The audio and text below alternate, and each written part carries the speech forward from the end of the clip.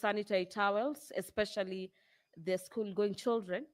And in a nutshell, this bill seeks to end the issue of period poverty. The Sports Amendment Bill, Senate Bills number 33 of the year 2024 by Senator Edwin Sifuna. It is a bill currently at the second reading, or popularly known as the second stage of the bill, where senators will be resuming debate this afternoon on the Sports Amendment Bill. And the debates will be heavily on the various amendments proposed into the existing Sports Act. The County Statistics Bill, Senate Bills number 5 of the year 2024 by Senator Ibrahim Roba, is yet another bill that the Senate is set to debate this afternoon. But away from the motions and a number of bills that the Senate will be debating this afternoon,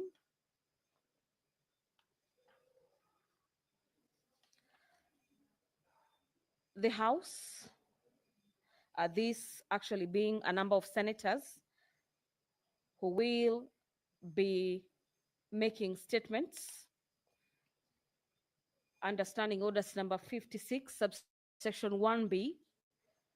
The chairpersons of the Committee on Agriculture, the Committee on Devolution, and the Committee on Education will be making statements regarding the activities of the committee for the period between January to April 2024.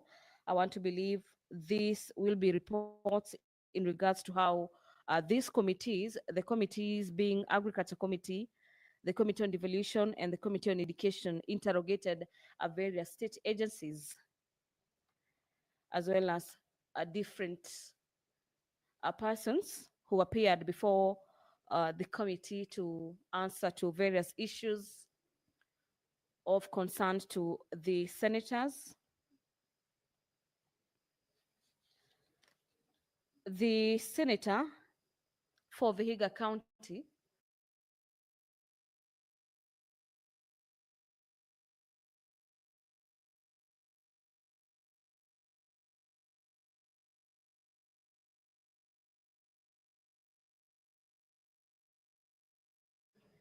and this is pursuant to Standing Orders number 5.3, subsection 1, will be seeking a statement from the Standing Committee on Health regarding the existence of expired medication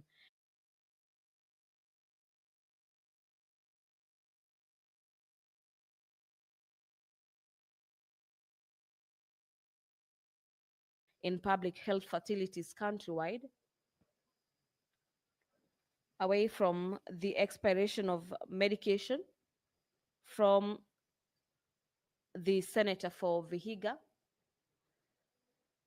The other senators who are set to seek statements are Senator for Kisumu, Senator Professor Tom Ojenda, who will be seeking a statement from the Standing Committee on Education concerning the tragic death of two Form 4 students at Ramba Boys High School in Rarieda in Siaya County. The Senator for Trans Nzoia, Senator Alan Chisang, will be seeking a statement from the Standing Committee on Finance and Budget concerning revenue generation streams in Trans Nzoia County. And on your screens, you can see the clerk of the Senate, Jeremiah Nyegenye, currently in the chamber.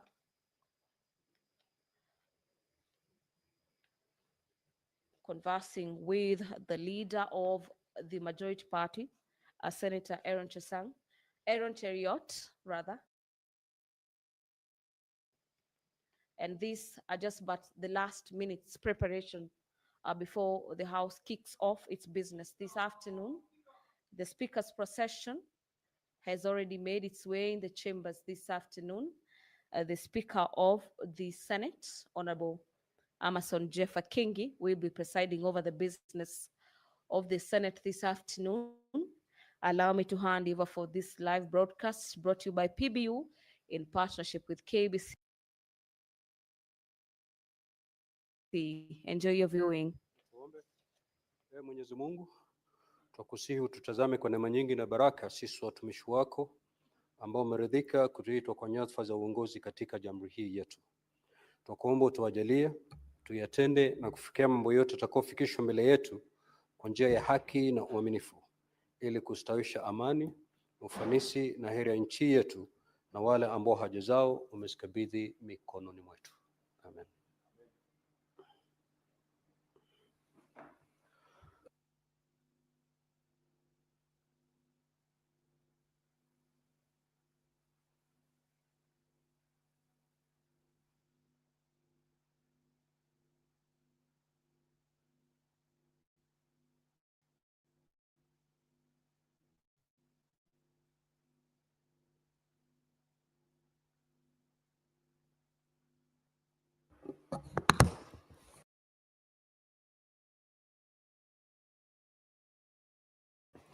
Clerk, do we have quorum? Sajjad Times, kindly ring the quorum bell for 10 minutes.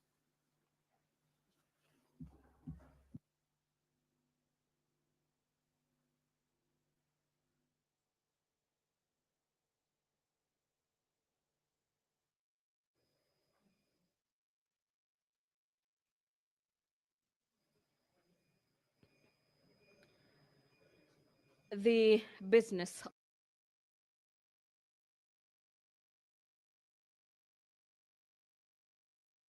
of the Senate has officially commenced this afternoon on a day that the House is resuming its normal business from a short recess.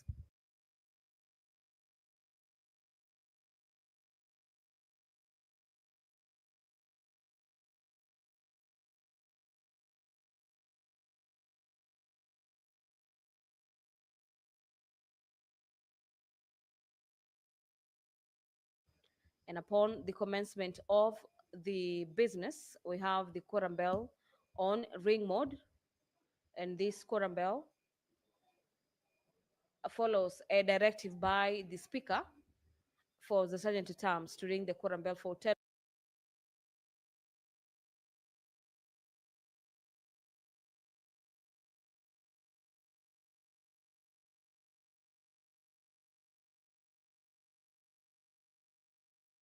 Minutes to give some senators a leeway to make their way into the chambers this afternoon. Already, senators, upon hearing that quorum,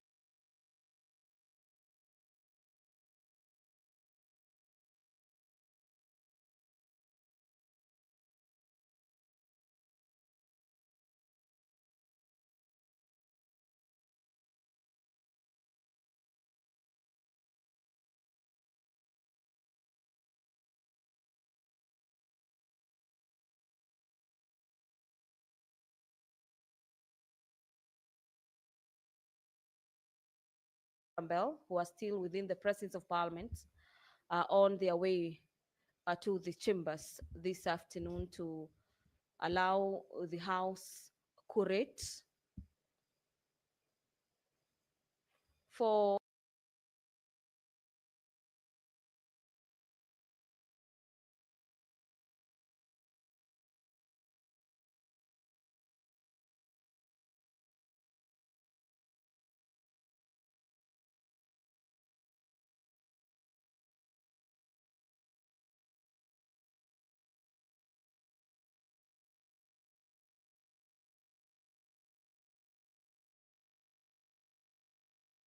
the continuation of the business before the Senate this afternoon.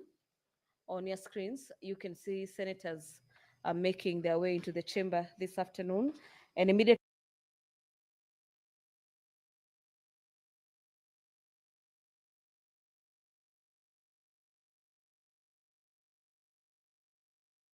we get a signal from the sergeant at arms that that quorum has been achieved.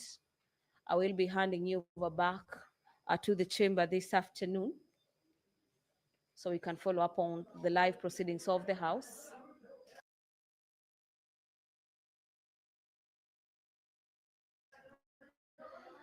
A head count is ongoing.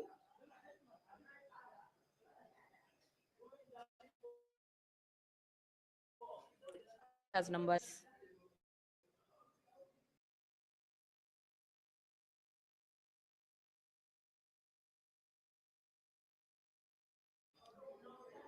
The senator for Trans Nzoia will be seeking a statement from the Standing Committee on Health concerning the relocation of health facilities and the deterioration operational standards in the county health facilities in Trans Nzoia County. Allow me to hand over back into the chamber. Enjoy your viewing. We do have quorum now, so we will proceed with the day's business. Clerk, you may proceed to call the first order.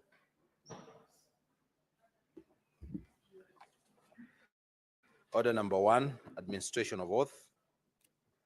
Order number 2, communication from the chair.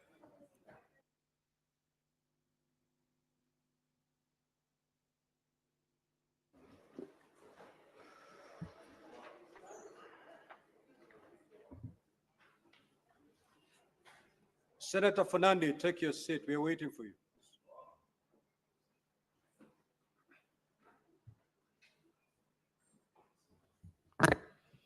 Now, honorable senators, I take this opportunity to welcome you back from recess.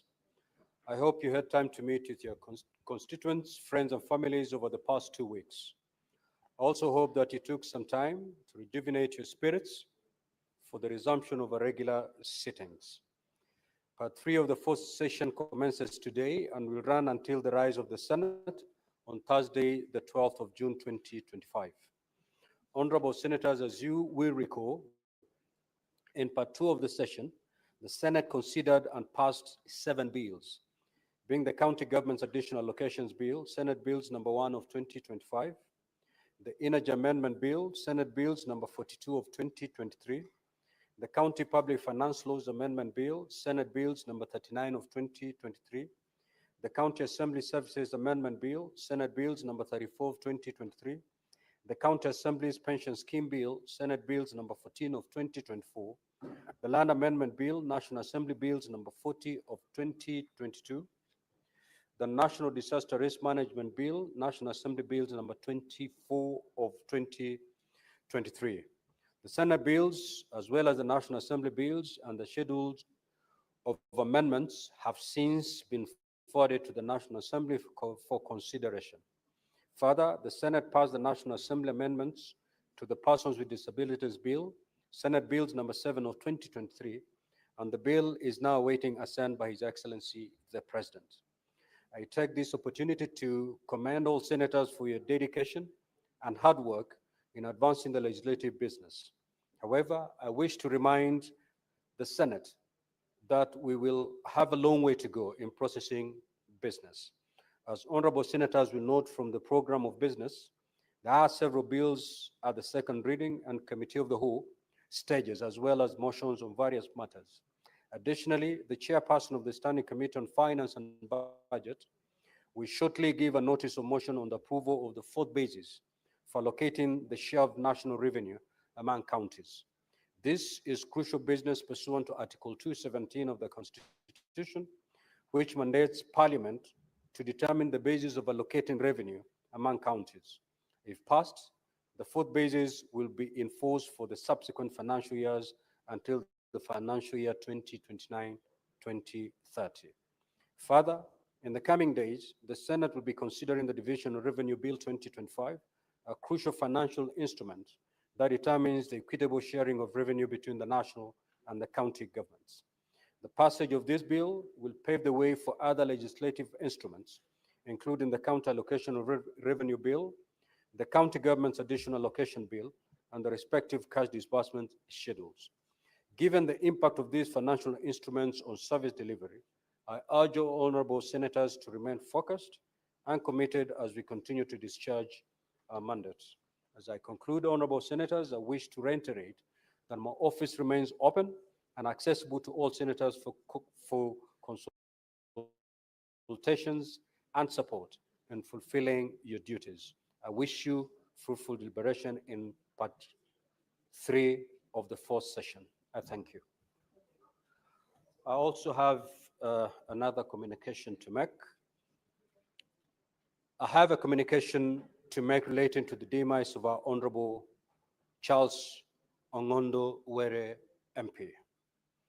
It is with deep sorrow that I notify you of the untimely demise of Charles Ongondo Were MP, the member of the National Assembly representing Kaspul constituency in Homa Bay County. The late Honorable Were succumbed to injuries that he sustained after being shot by a gunman on a motorcycle while he was being driven home along Gong Road on Wednesday, 30th of April 2025. Honorable Senators, the late Charles Were was born in 1966 in Homa Bay County. His educational journey began at Karabok Primary School, where he studied from 1976 to 1982. He then proceeded to Oyugi Secondary School, where he completed his Kenya Certificate of Education, KCE, in 1986. Driven by unwavering commitment to personal growth and in a desire to advance his education, the late Honorable Were enrolled for certificate in computerized accounting at Meru University in 2011 and completed the program in 2012. He thereafter joined the Mount Kenya University, where he successfully attained a diploma and a bachelor's degree in business management in the years 2014 and 2017, respectively. He was also awarded a Master of Science in Procurement and Supplies Management from the same institution in 2019. Prior to his election as Member of Parliament, the late Charles Were built a career in the private sector, holding top executive positions in several companies. He served as the Chief Executive Officer of Victoria Cleaning Services Limited in 2003 to 2022, and at Metrocam Properties Limited from 2006 to 2012. The late Honorable Were also served as the Director for Benga Group Holding Limited from 2014 to 2022.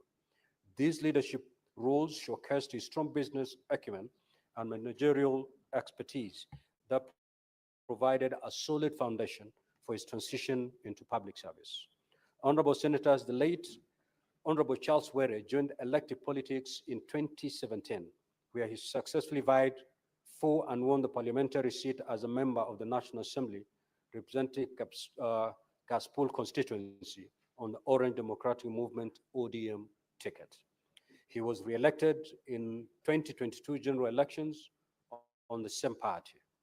Until his untimely demise, he served as the vice chairperson of the Committee on National Cohesion and Equal Opportunity, where he played a critical role in the committee's work on the inquiry into employment diversity in public institutions.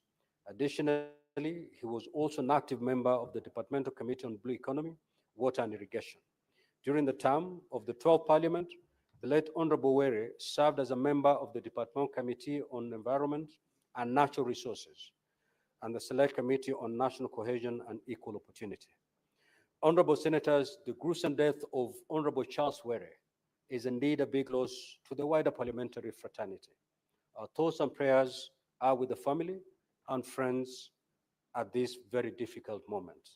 The National Assembly, residents of Kaspul constituency, and indeed the nation have lost a dependable and astute legislator who served his constituents and the nation with utmost dedication. A condolence book has been opened at the Senate reception, main parliament bills for honorable senators, members of the National Assembly, and parliamentary staff to commensurate with the family of the late member. On behalf of the Senate and my own behalf, I extend my heartfelt condolences to the family of the late Honorable Charles Were MP, as well as the residents of Kaspul constituency during this difficult time. In honor of a departed colleague, I request that we all stand and observe a minute of silence.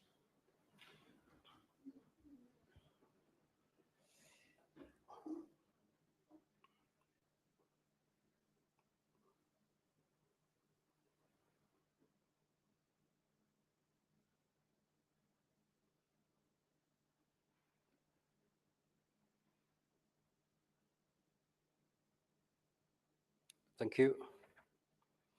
May the soul of the late Honorable Charles Were MP rest in eternal peace. I thank you. Next, order clerk.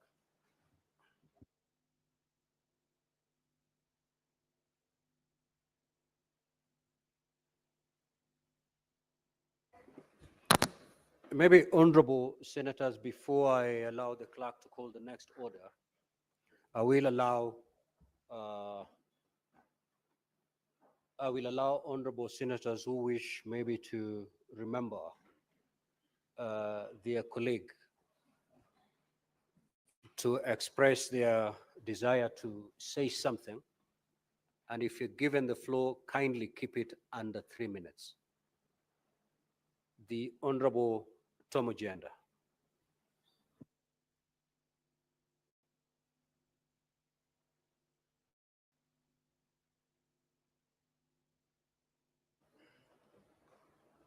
Thank you, Mr. Speaker.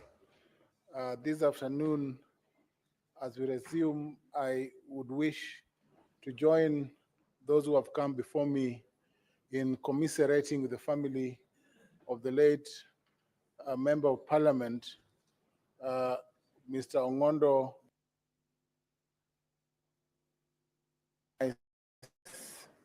in a manner so gruesome and so sad as to paint a picture of insecurity on every elected member.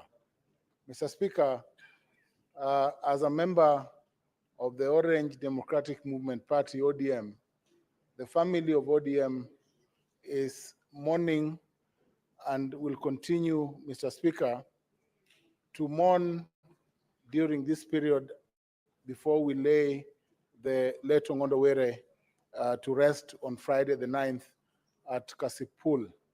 And this is just a lesson to all of us who are members here that we must ensure that in our legislative duties, Mr. Speaker, we think about life and the afterlife. The afterlife, Mr. Speaker, means that we must know that we serve a constituency and we serve a people, and that when we are in Senate, we must deliver to those people because we are only here for a time, Mr. Speaker, that only the Almighty can determine.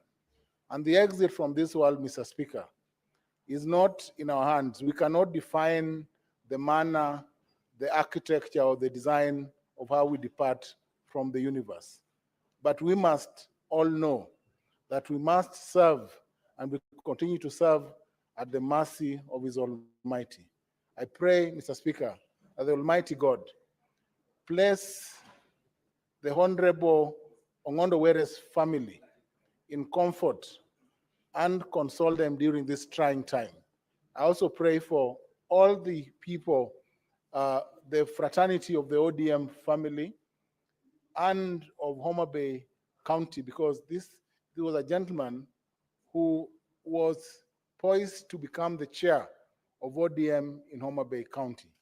I know that, Mr. Speaker, let me say my last, that may the Almighty God rest his soul in eternal peace. Thank you, Mr. Speaker. Senator Manzo.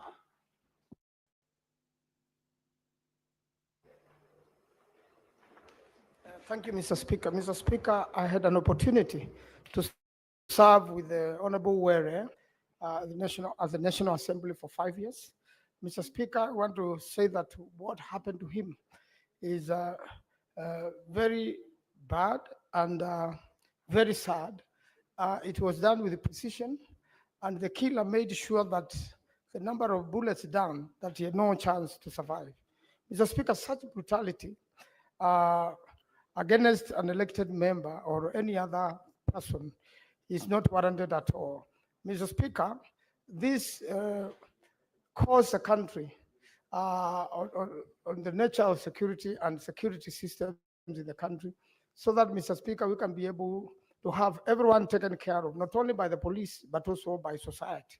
Even those who are with him are not able to help him or able to deal with the assassins immediately. Mr. Speaker, we have seen some arrests, and we hope that those are the right arrests, and the killers of Were and the family of Were will get justice. We pray that this doesn't happen again, and that the security systems learn something about it and improve security, not only of elected members, but of every single citizen of the country. We condole with the family, Mr. Speaker, on behalf of myself and on behalf of the people of Makueni, and pray that God may strengthen the family and that his children and the rest of his relatives and friends may bear this with strength. I do thank you, Mr. Speaker, for giving me this opportunity. May his soul rest in eternal peace. I thank you. Senator Osatz. Mr. Speaker, I also want to send my condolences on my own behalf, my family, and the people of Vihiga County to the family, friends of Honorable Ngondo Ere, who I know very well, having served with him in the National Assembly, 12th Parliament. And this is one gentleman that I was interacting with all the time, because he was one of our very strong party members. A member who was very loyal and very committed to the party. And I was surprised to hear that he had been killed just 1 hour after I met him, Mr. Speaker. I met him while coming from my office on the first floor of KICC, and I met him on the ground floor. And he was on phone throughout. I stood there waiting for him to finish his phone call, and he continued talking on phone, clearly talking to someone on the other side, and appeared like they were in a very tense discussion. Mr. Speaker, it is very unfortunate that one of us can die in the manner that Honorable Ngondo Were died. All we can say is that the killers of Honorable Were must be brought to book. In fact, by now, Mr. Speaker, we should be told who killed Honorable Ngondo Were. The things we are hearing in the media, the defamation that is happening in the media against Honorable Ngondo Were is very unfortunate, Mr. Speaker.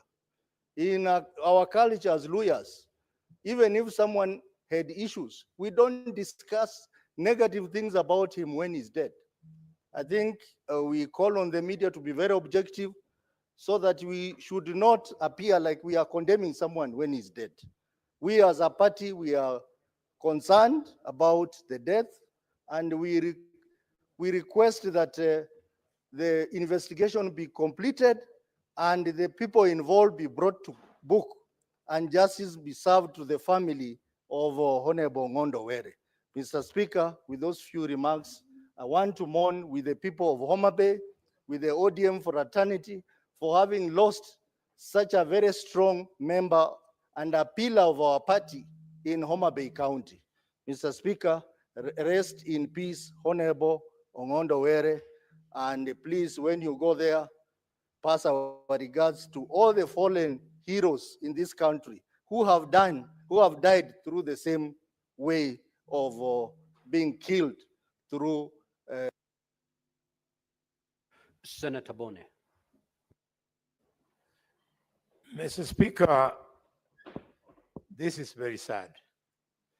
It is sad that a serving member of parliament has not only lost his life, but that it is being reported that the main suspect was a police officer, administration police. I do not understand what is happening. Mr. Speaker, is the problem the police and the discipline, or is the problem the command, or is it corruption, Mr. Speaker? Mr. Speaker, this is happening on the backdrop of police killing 5 innocent people in Baragoi, in Narok, Mr. Speaker. Mr. Speaker, these are serious questions which you must ask, and we must demand that security must be restored in the country. I am pleased to tell whoever is listening to me that today I've held a lengthy discussion with the Minister of Interior, the Honorable Kipchumba Murkomen. And I had told him over the weekend that he must up his game, because under his watch, it's starting to look like, Mr. Speaker, insecurity of the country is going down, Mr. Speaker. I'm happy that after our discussion, the minister has not only given me his assurance, but he has also sent me with condolences to the family of high school teacher Rosalida Akinyi, who was also killed and robbed of her cash in Mumias town. And he has assured the people of Kakamega that he'll personally go there to attend to the rising insecurity. And what's more, the police has quickly moved the county commander of Kakamega. Mr. Speaker, we have to insist that the government must deliver on security. A family can just about do without anything or everything else from government, but security is the one thing that the government must guarantee our people. Mr. Speaker, this country has many cases of leaders who have lost their lives in a similar manner, and we look forward to a time when Kenyans will know that you don't have to walk anywhere in the country looking back over your shoulder, worrying that somebody can take your life. May the soul of Ongonda Were Charles rest in it. Senator Newton.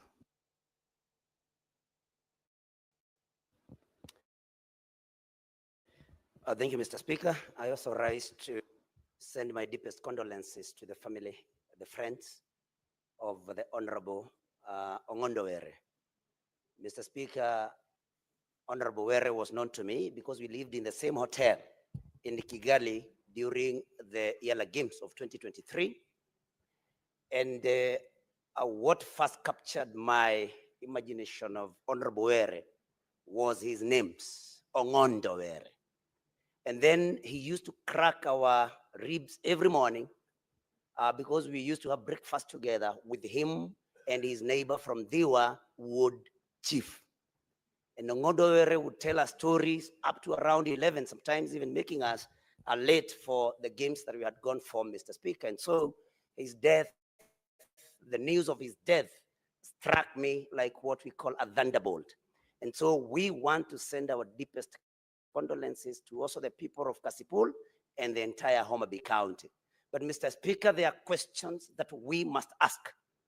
There are reports that the Honorable Were had reported to the police that he felt his life was in danger. And he had actually even mentioned names, and no action had been taken by the time he was killed. And Mr. Speaker, we must call out on the police and tell them that they must be preventive and not just curative, that they must act with speed anytime there is a report that any crime is just about to be committed, Mr. Speaker. And we must get very concerned also about our security, because, Mr. Speaker, we are asking ourselves questions. There was an armed bodyguard in that car. There was no response from him at all when this attack came. And Mr. Speaker, this makes us also very much afraid. The preparedness of those who take care of our security, are they really prepared to take a swift action if our lives are at threat, Mr. Speaker? And Mr. Speaker, this security question extends even beyond members of parliament. Mr. Speaker, on Sunday, a shoe was thrown to the president as he was addressing residents of Migori County on a car roof, just like he does every other day. So, Mr. Speaker, if the president is not safe, who is safe? Mr. Speaker, the killers of Ongondo Were must be brought to book. And Mr. Speaker, we must be assured of our security and the security of everybody in this country. The government must wake up, and responses have to be seen being done by the police. May God rest the soul of Senator Veronica. Thank you, Honorable Speaker, for this opportunity. It's with a deep sense of loss that I offer my deepest condolences to the family of Honorable Were Ongondo. It's very regrettable and very sad, Honorable Speaker, that a man of this stature lost his life through assassination on one of our major streets in Kenya. Mr. Speaker, I have thought about the kind of surveillance cameras we have in the city, and I'm hoping that the IG, together with the DCI, will uncover the killers of Honorable Were and even give the reason why. We must understand the mens rea behind the minds of those who killed this Honorable Member of Parliament. And I have read a lot of issues that have been raised on social media. I do not know how truthful those issues are and whether they are just something being done to cover up for the loss of this Honorable Were. He struck me as an honorable gentleman, Honorable Speaker, who was even God-fearing. And what I have read in the social media does not come anywhere close to the kind of person whom I thought we knew in Parliament. But there is no justification for killing a man, because if you have any complaint against any leader or any person anyway, this should be reported to the relevant authorities for investigations to be done. It is very sad, Honorable Speaker, that a member of Parliament could lose his life today the way Honorable Were did. And I know there are those who will shout and say, why are you only thinking about Honorable Were? Honorable Speaker, there is no death that should be celebrated, either of a young man, of a girl, or anybody who loses their life in an unfair manner and in an unjustifiable manner, Honorable Speaker. And for all this, we condemn as Senate. We strongly condemn acts of violence and any act that brings injustice and loss of life. We must start to respect life as a nation. And Honorable Speaker, the space that I have seen on social media, the way it's being utilized, those platforms are now under gross abuse. And there's a lot of cyberbullying, Honorable Speaker. And not only members of Parliament are facing this, but even women, Honorable Speaker, are heavily targeted. And that's why we also have femicide cases going high, Mr. Speaker, and women losing their lives, Mr. Speaker. So I pray that as a society, we need to have a deep reflection of the actions that we are undertaking. Even as young people, our young people, we need to have a deep reflection of the way we are engaging on the social media platforms. Let's send messages of hope. We should not allow families to be attacked. Honorable Were Ongondo's family should be respected right now. Senator Sifuna. Honorable Speaker, let me join my colleagues in extending our heartfelt condolences to the family of the late Charles Ongondo Were.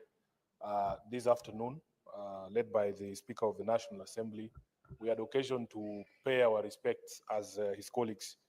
He's lying at the Lee Funeral Home, and we also had occasion to go to his home in Karen to condole with his family. The MP for Kasipul has left a very young family, Honorable Speaker, and assurances have been given from this institution by the Speaker of the National Assembly that they are our family. As an institution, they will remain our family.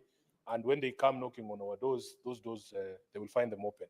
Honorable Speaker, as a senator of Nairobi, where this incident happened, it is quite unfortunate because we have to explain to the people of the country what the state of security in Nairobi is. I have held the position that, in fact, no one is safe until all of us are safe. And that somebody can be gunned down in broad daylight or even early hours of the night in a place that is properly lit, a place that has cameras, a place that is very busy. There are police officers present on the scene. It speaks to something that these criminals know, that somehow they believe that they can actually get away with it. Honorable Speaker, we continue to ask the police to do a very thorough investigation. In fact, a proposal has been made that just the way that I saw the leader of majority and his community having an engagement with the Inspector General of Police, perhaps we need to have a Kamkunji as well with the Inspector General of Police in the precincts of Parliament here, so that we can also ask him some questions, like I saw the residents of Transmara asking direct questions to the IG in terms of the security situation in that particular region and the police response that led to the killing of over 5 people. Honorable Speaker, as a SG of ODM, I take this opportunity again to register the condolences of the party, the entire party, to the family of Ongondo Were, to the people of Kasipul, and want to urge them, Honorable Speaker, because we have planned that tomorrow we will be having a memorial at Consolata Shrine in Westlands, and then we will be interring him on Friday. We hope that we can have an event that is respectful enough of the dearly departed member, and that it will be devoid of unnecessary sideshows, Honorable Speaker. We as a party are going to put in place whatever mechanisms we can. But you know, people imagine that political parties have a lot of power, Honorable Speaker. ODM does not have powers to arrest anyone. We do not have powers to provide security. We also depend on these institutions of state. And if the police don't do their jobs, then all of us are at risk. I want to finish there, Honorable Speaker, and wish that the soul of our brother, Charles Ongondo Were, we used to call him Sir Charles, rests in eternal peace. I thank you, Honorable Speaker. Senator Wambua.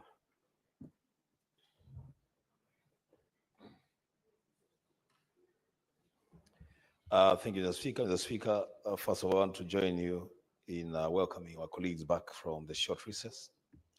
And of that, Mr. Speaker, in the days that follow today, Mr. Speaker, we shall be able to apply ourselves to the tasks ahead of us. Mr. Speaker, I join my colleagues in condoling the family of our departed friend and brother, Honorable Charles Ongondo Were, who met his death, Mr. Speaker, in very, very mysterious circumstances.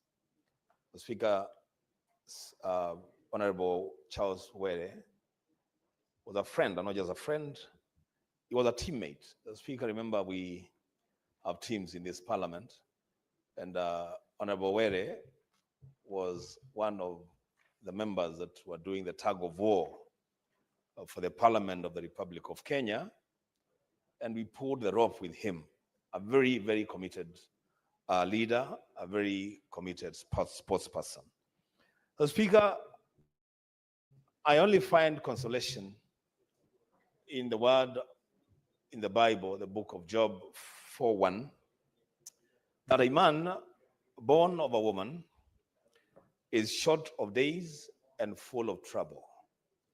That any man born of a woman will surely have to die. Mr. Speaker, the only thing that we are asking is that the security of every Kenyan is important. That the death of Honorable Ongondo Were came shortly after the killings that have been reported in Angata Barikoi, in Narok County. The Speaker is reason to get worried. And I want to associate myself with the sentiments expressed by Senator Sifuna, that perhaps as Parliament, the entire Parliament, we need to have a conversation with the Inspector General of Police on matters security, not just for members, but the security of every Kenyan in every corner of this country. So, Speaker, this morning, a bus was impounded on its way from Mombasa to Meru in Kitui, carrying explosives disguised as milk in some cartons, complete with the apparatus used for detonating the explosives. The Speaker, it is very, very important that this country feels secure. As things stand now, everybody is scared about their lives. I want to call upon the police to tighten security and ensure that every Kenyan in every corner of this country feels secure. The Speaker, may the soul of Honorable Were rest in God's eternal peace. Amen. Senator Beatrice Kenya. Honorable Speaker, I rise to mourn a gallant son of Homa Bay County. Honorable Speaker, the loss of Sir Charles Ongondo Were, as we refer to him, is not only a loss to the Kasipul constituency team, but to Homa Bay County at large, to Parliament, to Kenya, and to the ODM party. Honorable Speaker, Honorable Ongondo Were was a utility player of the parliamentary team of Homa Bay County. He was a man that was reliable. Ongondo Were was a team player, and Honorable Speaker, Sir Charles was a player that anybody would rely on. If Ongondo Were believed in you, Honorable Speaker, he had no two ways about it. He's a man who said yes when he meant it and no when he meant it, Honorable Speaker. The Kasipul fraternity has lost a worker. In Kasipul constituency, Honorable Speaker, Ongondo Were is referred to a husband of the widows, all the widows in Kasipul. Ongondo Were was referred to the father of all orphans in Kasipul constituency. Honorable Speaker, not everybody will like you in this life, but I can tell you Ongondo Were was somebody who was celebrated by the people who believed in him. We call for calm. As I've said, he had friends across both houses of parliament. Ongondo Were had friends across from the National Assembly to the Senate. And I can tell you, Honorable Speaker, is indeed a great loss to all of us. I condole with the family, particularly Margaret and Anne, to the young children that he has, to his larger family. Ongondo Were had names, all the names in our region. We called him Jakowaro, we called him Sir Charles, we called him Ogai, and indeed, he was an Ogai to us. May the soul of Sir Charles Ogai Jakowaro rest in peace, and we welcome everybody who will be traveling down to Homa Bay to condole with us and to give Sir Charles the last respect, and we assure you that everything is in place. Thank you, Honorable Speaker. Senator Sigay.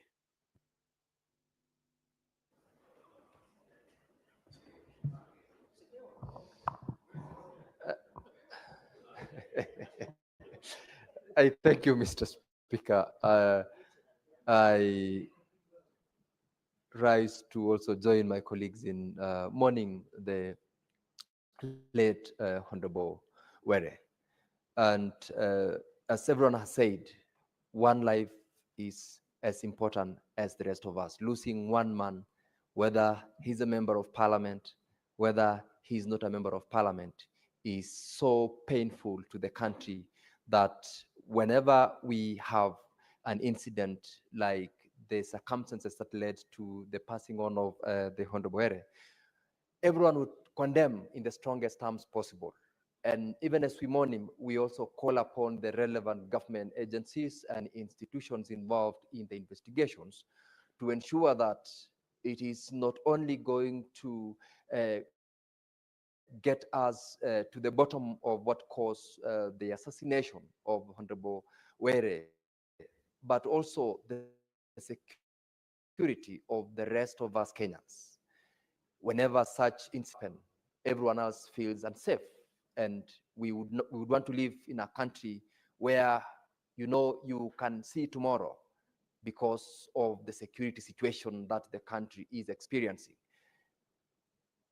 Honorable Were was one of us in the parliament, and the people of Homa Bay and the people of Kasipul Kapondo, the constituency that he represented, are mourning with us and with the rest of the country.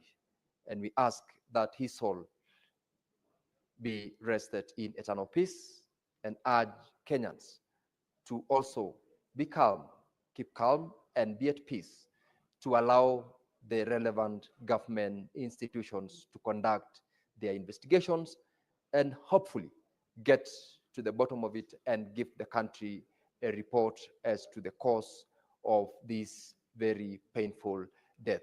Mr. Speaker, we pray that the family of the late Ongondo Were be also comforted by words of encouragement that has come from across the country.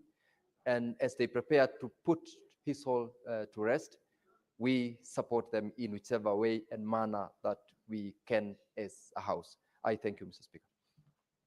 Senator Wafula.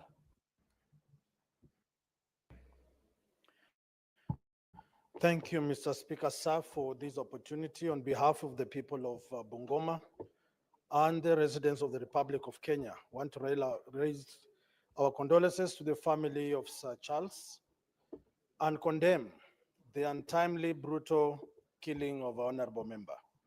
Mr. Speaker, sir, my interactions with Honorable Sir Charles was a humorous man.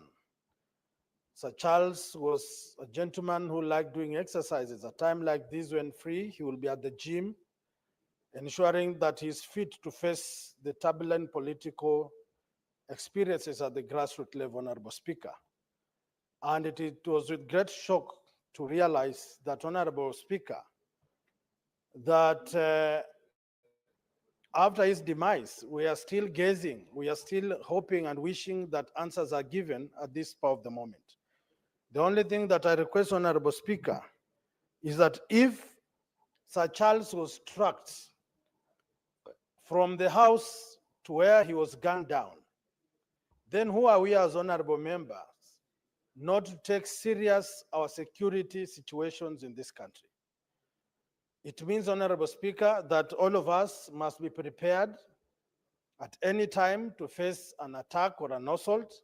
And also, Honorable Speaker, to request that through the leadership of the House, that the security personnel we have are constantly exposed to swift security drills that can enable them to be proactive and not to see what happened to Sir Charles. I want to pray to God that he gives Sir Charles eternal peace. Thank you, Honorable Speaker. Senator Essie.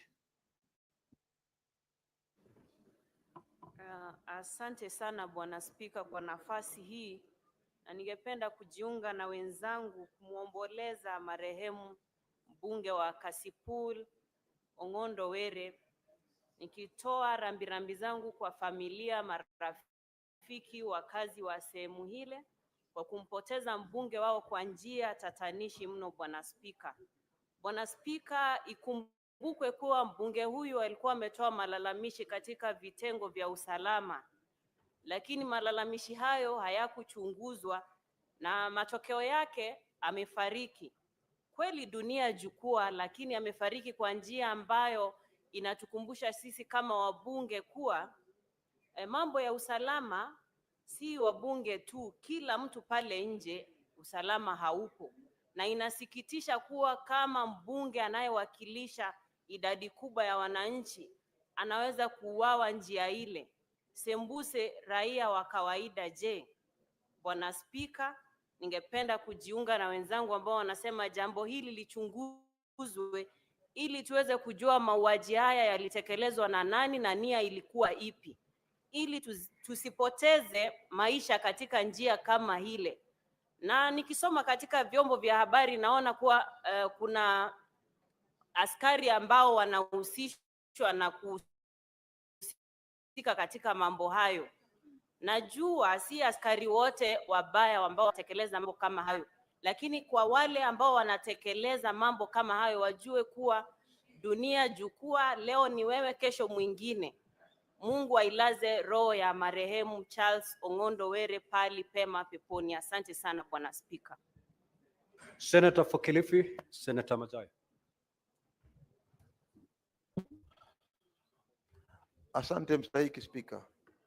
Mstahiki Spika, kwanza nataka kutoa rambirambi zangu kwa familia na jamii, marafiki na wale wote waliokuwa karibu na familia ya Charles Ong'ondo Were.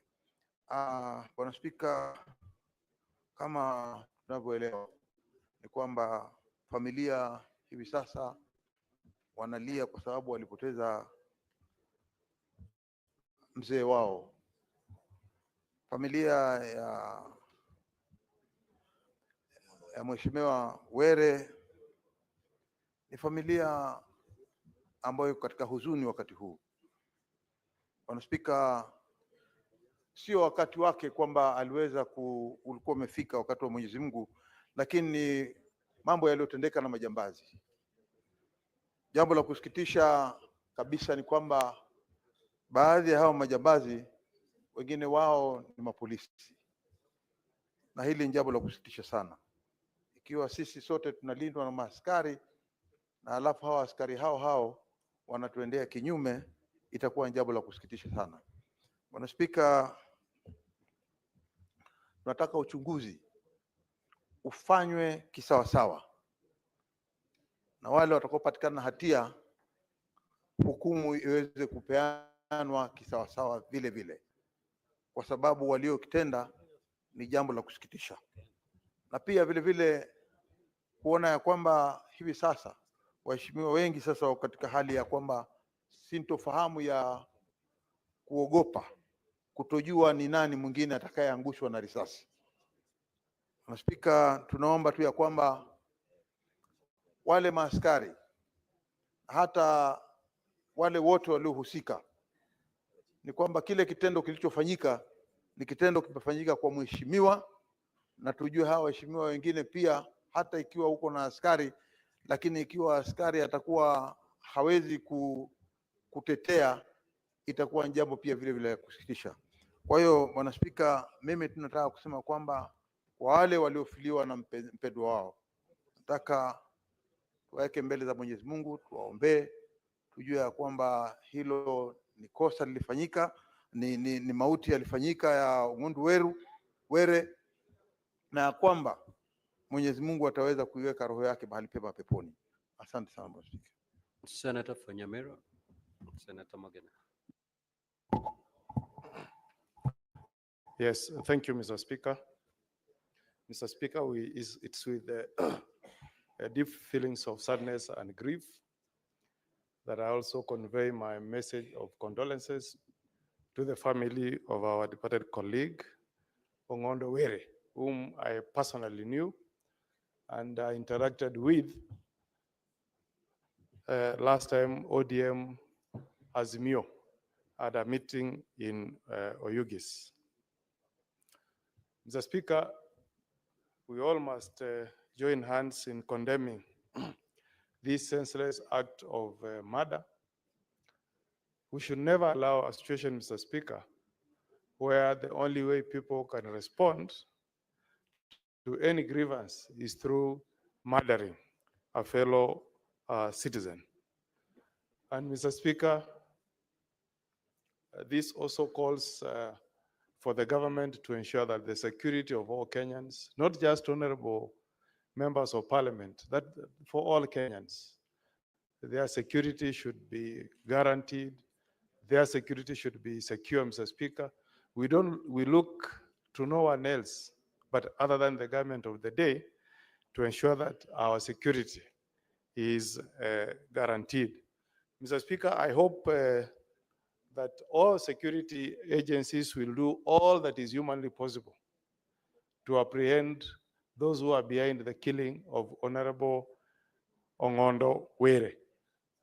Mr. Speaker, the only way you can deter future crime is by ensuring that those who plan and execute such murders, Mr. Speaker, are apprehended, brought to book, and made to pay painfully for the crimes that they have committed. But I've also gone through serious reflection, Mr. Speaker. I've looked at social media and seen the kind of hatred and anger that Kenyans have against us, members of parliament. And I've just wondered, is it that Kenyans are in a state of hopelessness, or is it that we have let down Kenyans? What would make me sit here and celebrate if, by God forbid, my colleague Senator Cheriot drops dead? I mean, how inhuman can citizen be against a fellow countryman or woman? I mean, what I read in the social media made me wonder. And I want to travel all the way to Kasipul, to look at the people of Kasipul, just to understand what Senator Oburu. Thank you, Mr. Speaker, sir. Mr. Speaker, I also want to join my colleagues in mourning and condoling with the family of the late Charles Ongondowere. Ongondowere was a great friend and also somehow related to us. His first wife came from Siaya, and she's late. And we want to condole sincerely with the family for this very, very big loss. Mr. Speaker, when we talk of security of leaders, the security of leaders must be taken seriously. Our colleagues don't want to say the truth, that they are saying that security should be taken over all the other Kenyans. Every Kenyan is entitled to security, but leaders are entitled even more because they have more enemies. So, Mr. Speaker, we must seriously sit down with the IG and discuss our own security because we have lost so many leaders. And when you lose a leader, there is a chain of people, a very big, big loss to the whole country. It is not just loss for the family.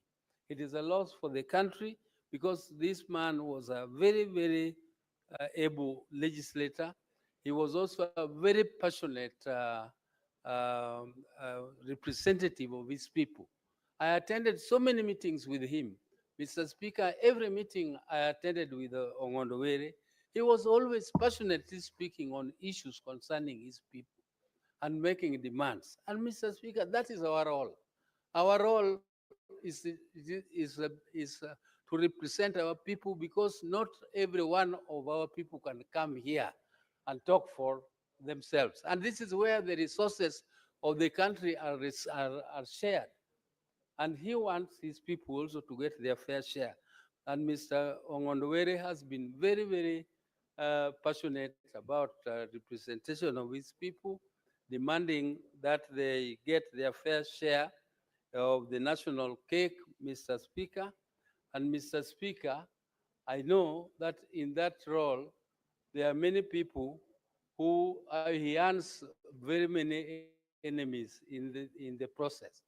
Mr. Speaker, this is so with so many of us here who are doing their job, but there are people who see you as the enemy because they see you as wanting to entrench yourself forever in your seat. Mr. Speaker, it is not because you want to entrench yourself forever. It is because you are passionate to deliver services to your people. Mr. Speaker,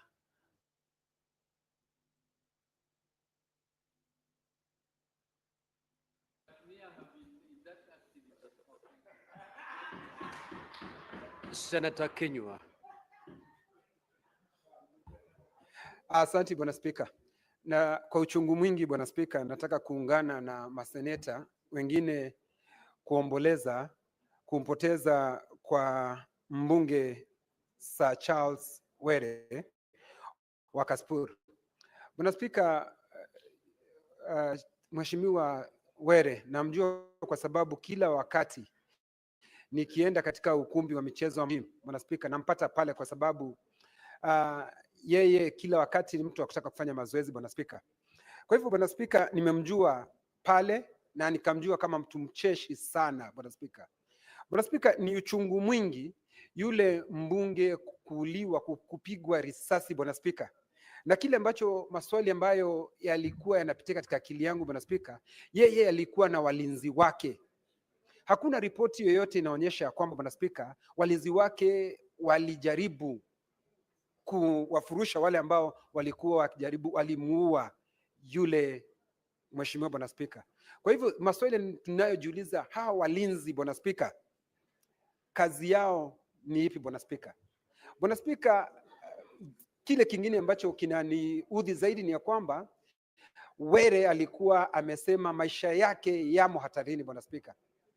Bwana Spika, najiuliza mkuu wa polisi wa Jamhuri ya Kenya alifanya nini kuzuia hilo jambo kutendeka, Bwana Spika? Haya ni maswali ambayo Bwana Spika hayapati jawabu. Na vile vile Bwana Spika, ukiangalia katika vyombo vyetu vya habari na vile vile ukiangalia katika mitandao ya kijamii, Bwana Spika, watu wengi wanaongea maneno mengi. Ikiwa mtu yeyote ako na maneno ambayo angesaidia katika kuleta jawabu ya maswali yanayoulizwa na Wakenya, Bwana Spika, aambie maafisa wa ujasusi, Bwana Spika, ambao najua angefanya ile kazi vizuri, Bwana Spika, badala ya kuandika katika vyombo vya habari, kwa sababu vyombo vya habari havitasaidia zaidi. Kwa hivyo Bwana Spika, langu ni kuungana na wakaazi wa Kaspur Kabondo kusema pole kwa niaba ya watu wa Laikipia na kusema ya kwamba tumempoteza kiongozi ambaye alijitolea, Bwana Spika, kufanya kazi ambayo aliyopewa kufanya na aliyochaguliwa kufanya. Kwa hivyo Bwana Spika, langu ni kusema pole na kutakia watu wa Kaspur Kabondo mema, na vile vile kusema roho ya Mheshimiwa Charles Were iwekwe mahali pema peponi. Asante Bwana Spika. Senator Fernandi. Thank you, Mr. Speaker. On my own behalf, my family and the people of Nandi, I want to take this opportunity to pass my deepest condolences to the family of Sir Charles Ongondo Were. Mr. Speaker, he was an amiable man. We used to take tea at the Bunge restaurant, and he was very jovial at all times, Mr. Speaker. I never knew that he would fail by the assassin bullet. Mr. Speaker, I want to thank the police and DCI for the speedy investigation and arraignment of suspects who might have killed Honorable Ongondo Were, Mr. Speaker. Mr. Speaker, if members of parliament are not safe, then Kenyans are not safe, Mr. Speaker. Mr. Speaker, even as investigations continue into the alleged death of the late Mheshimiwa Ongondo Were, Mr. Speaker, I want to ask leaders to be cautious while making statements. I was embarrassed by the statement of Governor of Homa Bay, Governor Gladys Wanga, of trying to link the unfortunate incident of the death of Ongondo Were by linking it to broad-based, Mr. Speaker. If there are problems of local politics with Homa Bay, she should just restrain there. And issues of zoning, reducing herself to village politicians, Mr. Speaker, is very unfortunate. And therefore, she must withdraw and retract that statement. The Homa Bay County and the nation need the peace that we need as a nation, Mr. Speaker. I know we are emotional, but that one should not justify any reason to make reckless and embarrassing statements, Mr. Speaker. Secondly, Mr. Speaker, this cyberbullying, and I want to agree for the first time with Francis Otwoli, that social media must be regulated. Even as politicians, we are human beings, we have families, we have friends. There is no death that is better than the other. There is equity in death. Mr. Speaker, in as much as we are pushing the police in conclusion to fast-track the investigation and arraignment of assassinations of Honorable Ongondo Were, we must also be told who killed the 6 people in Angata Baragoi, Mr. Speaker. The police shot. The allegations we have, no one has been arrested over the Angata Baragoi incident, Mr. Speaker, up to today. Yet, scores they were buried yesterday, Mr. Speaker. We must be told who killed the people of Angata Baragoi. It is the sad reality is that in Interior Ministry, there is incompetence that is costing lives, Mr. Speaker. And I think it's the high time that the president must change the security apparatus in this country, Mr. Speaker. You saw even in Baringo, Mr. Speaker, where people are being killed like dogs, Mr. Speaker. Kerio Valley, incompetence is costing lives, Mr. Speaker.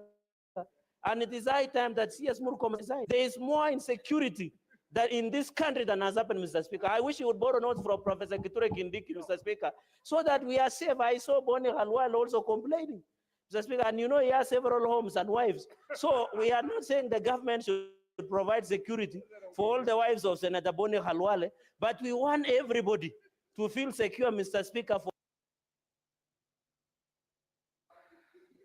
Senator Chimera.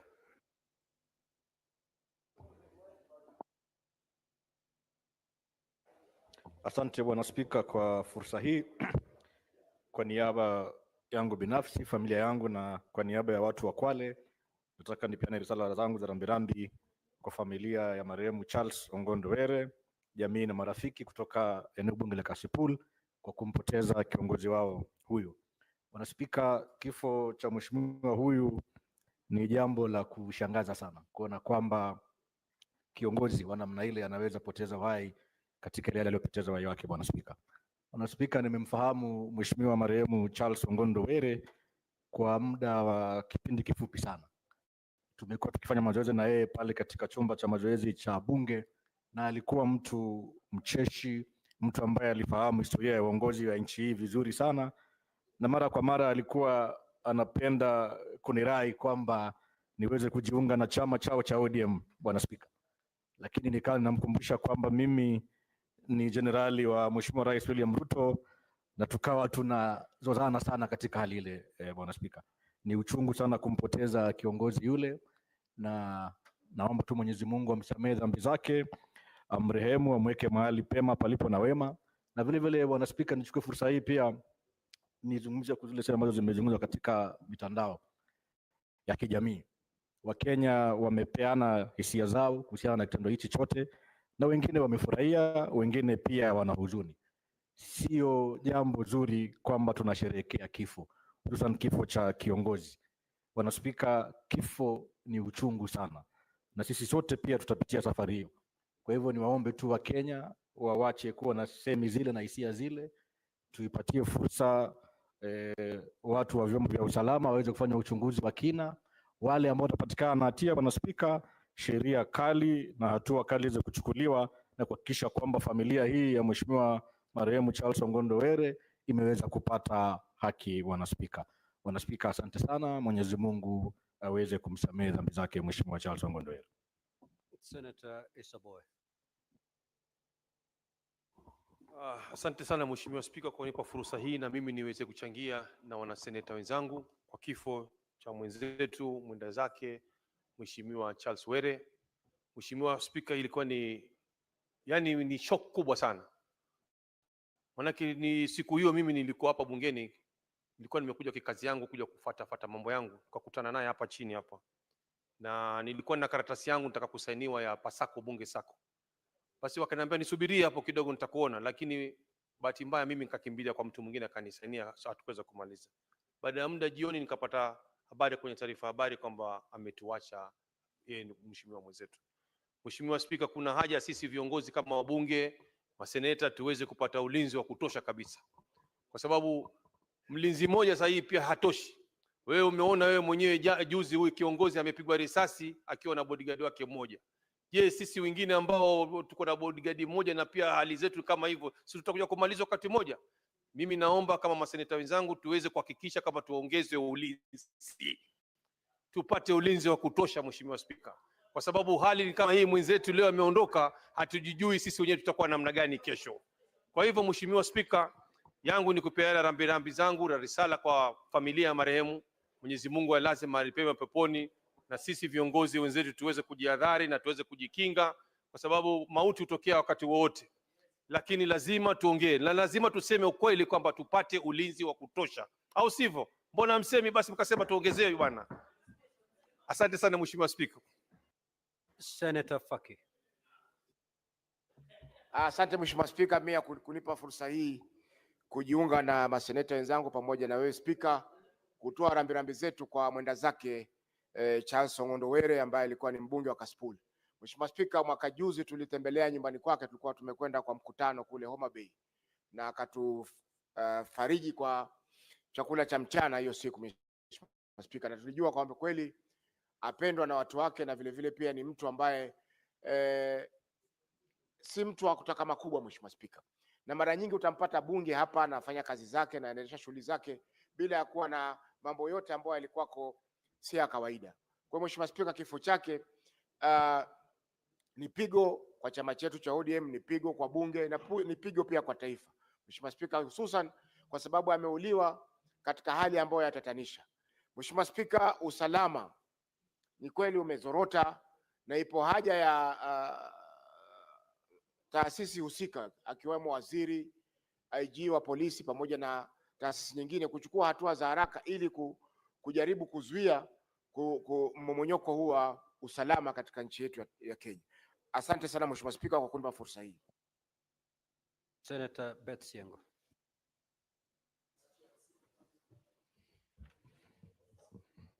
Thank you, Honorable Speaker, for giving me this chance.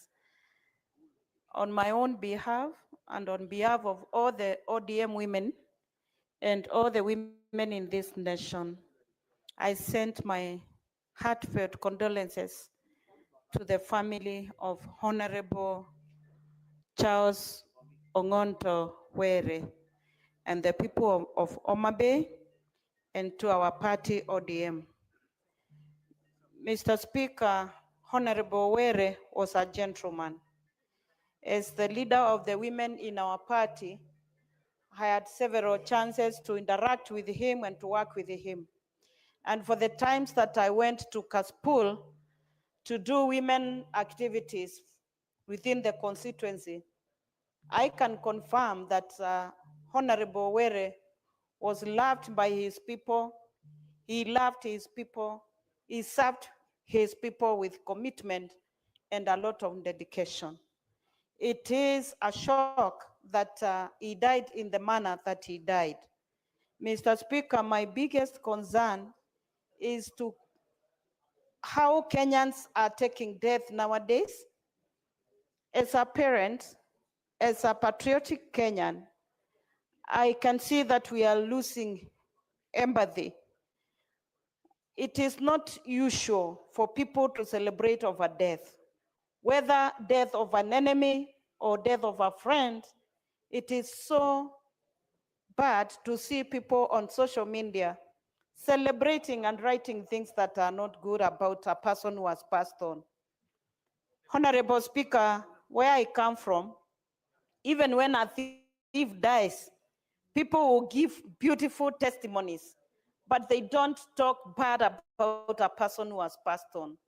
I would only ask Kenyans that we get back to our culture, our root, and religion, and be empathetic with the families that have lost their loved ones.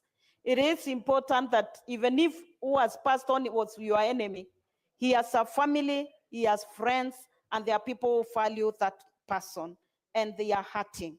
It is not good to speak bad about a person who has passed on. Let us love one another as Kenyans and be concerned about one another. Mr. Speaker, I would only pray that may the soul of Honorable Charles Ongonto Were rest in eternal peace. Thank you. Senator Mundigi. Asante Bwana Spika kwa kunipa ruhusa niweze kuchangia na kuleta rambirambi zangu, familia yangu na watu wa Embu County kwa rafiki wangu MP Were wa kutoka huko upande wa Nyanza.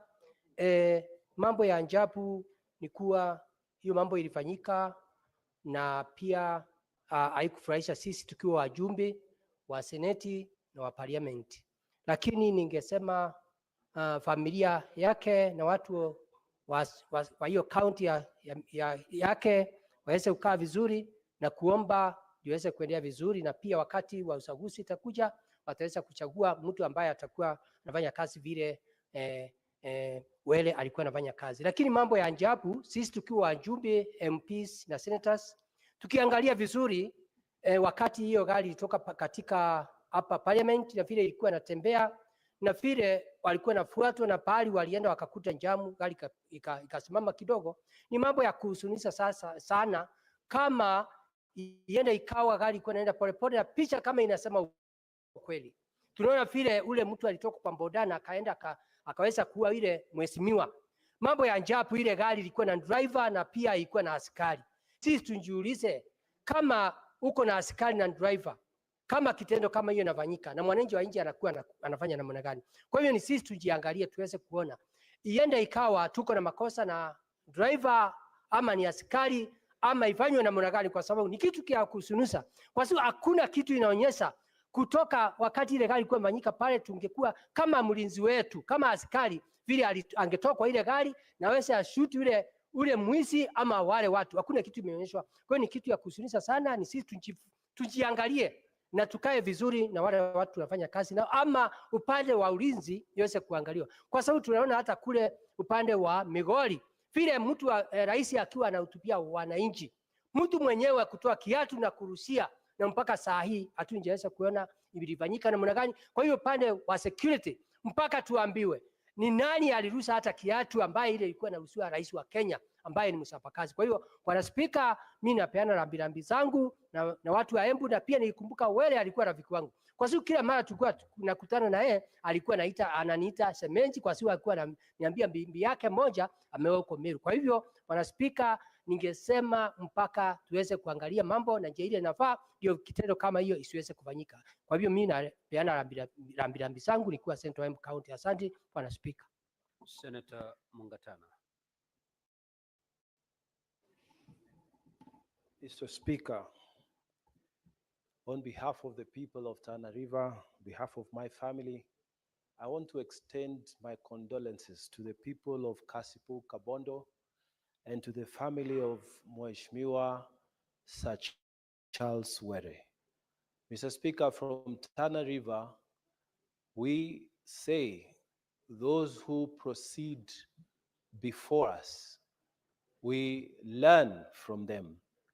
And Mr. Speaker, what Sir Charles brought to my life in the little interactions we had is that he was a very disciplined person, even at his age, and a very serious man at the gym club.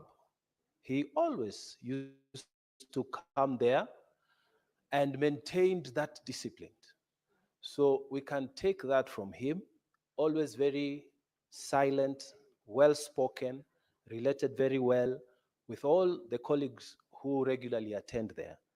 May his soul rest in eternal peace. I thank you, Mr. Speaker.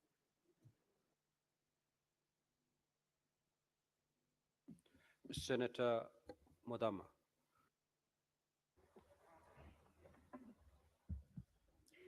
Asante Bwana Spika kwa kunipa fursa hii kuleta rambirambi zangu mwenyewe na watu wa Machakos kwa watu wa Homa Bay kwa kumpoteza mtoto wao Mheshimiwa Charles Were.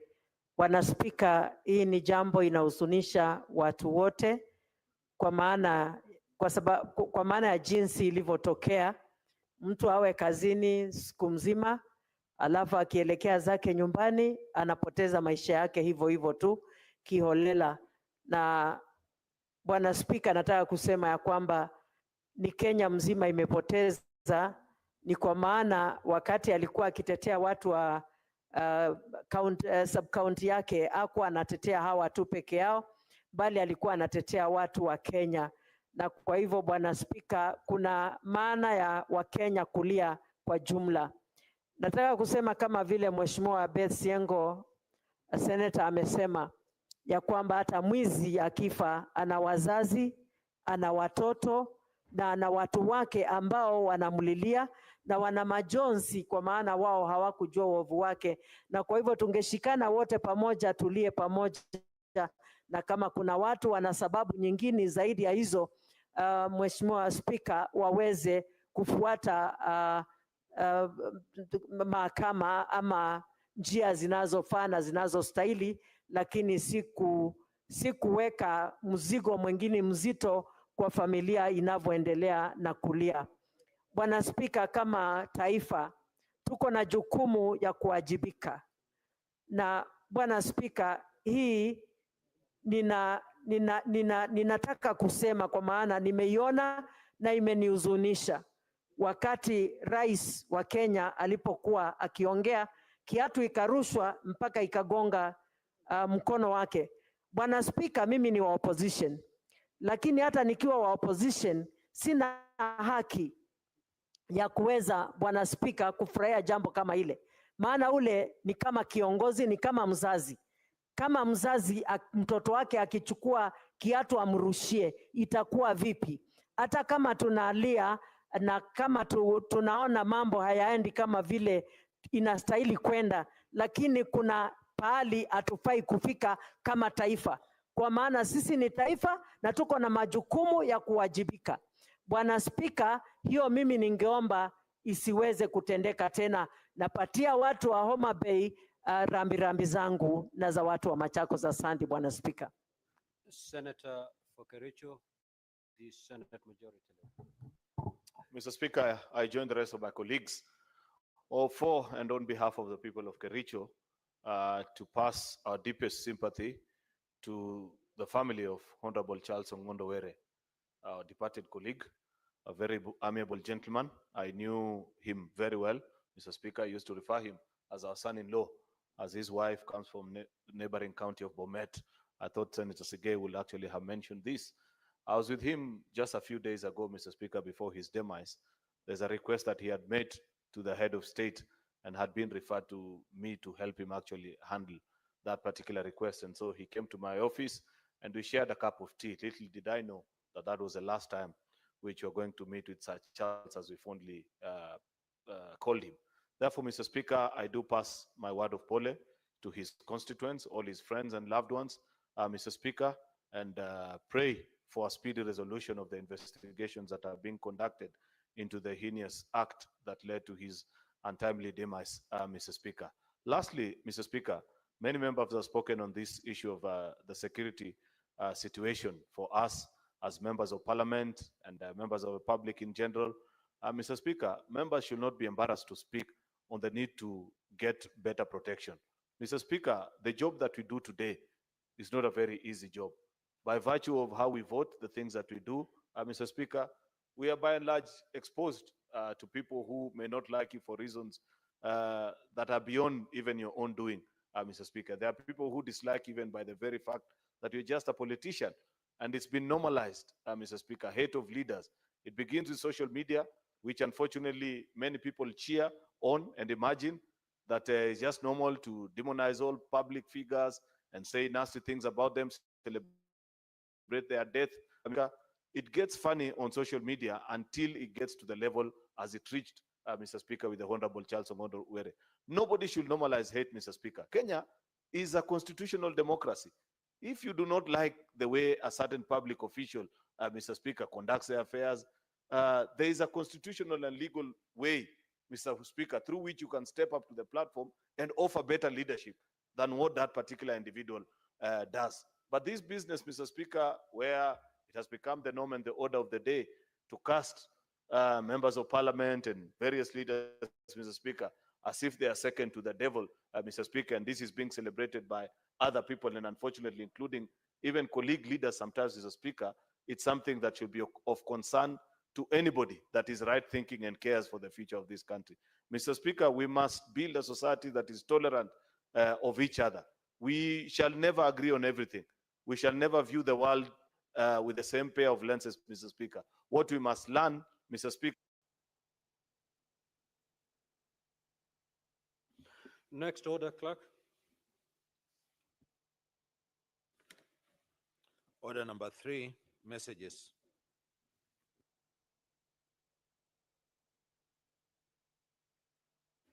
Now, honorable members, before I pass the message from the National Assembly, allow me to make this communication.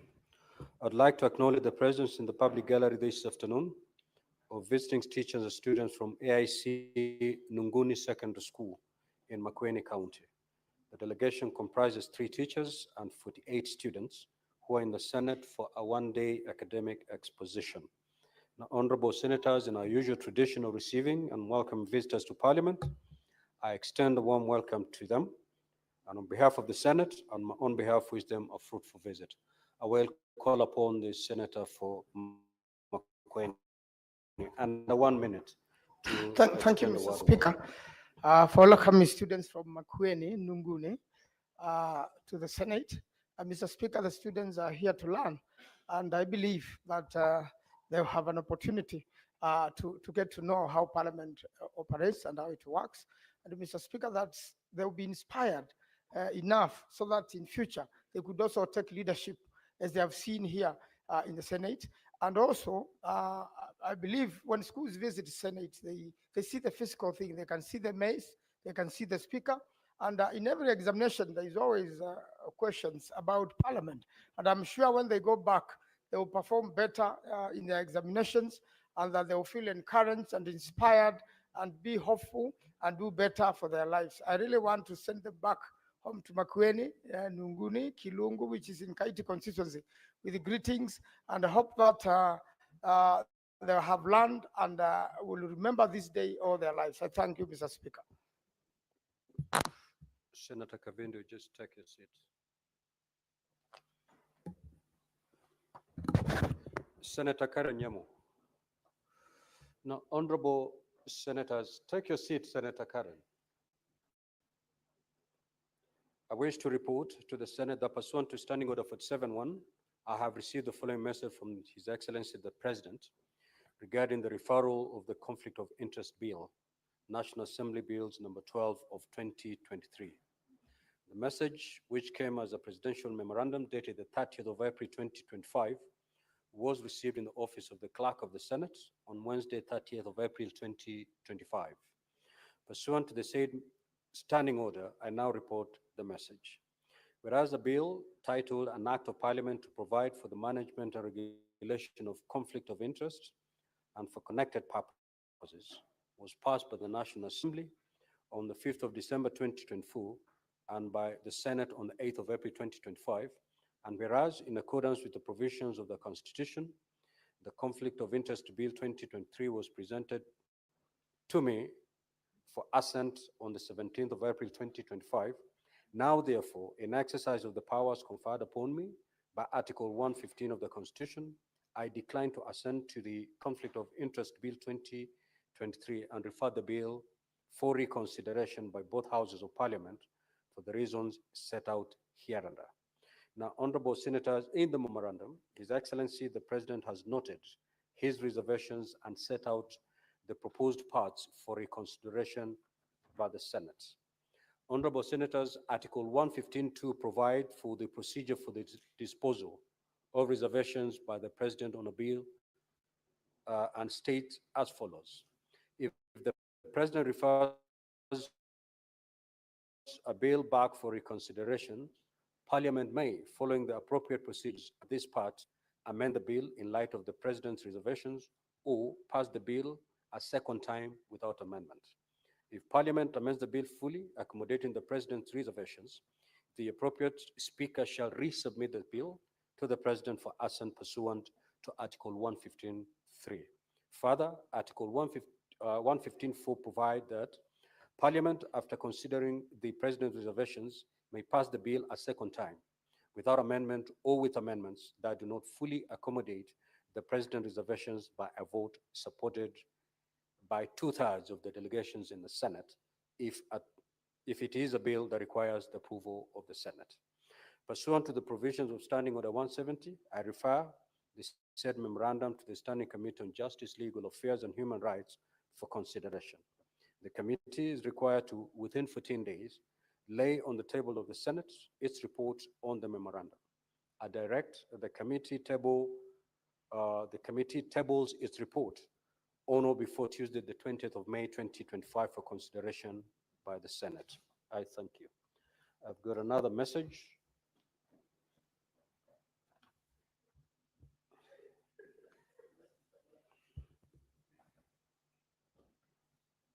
Honorable Gloria, you're out of order, and I give you the first caution for the day.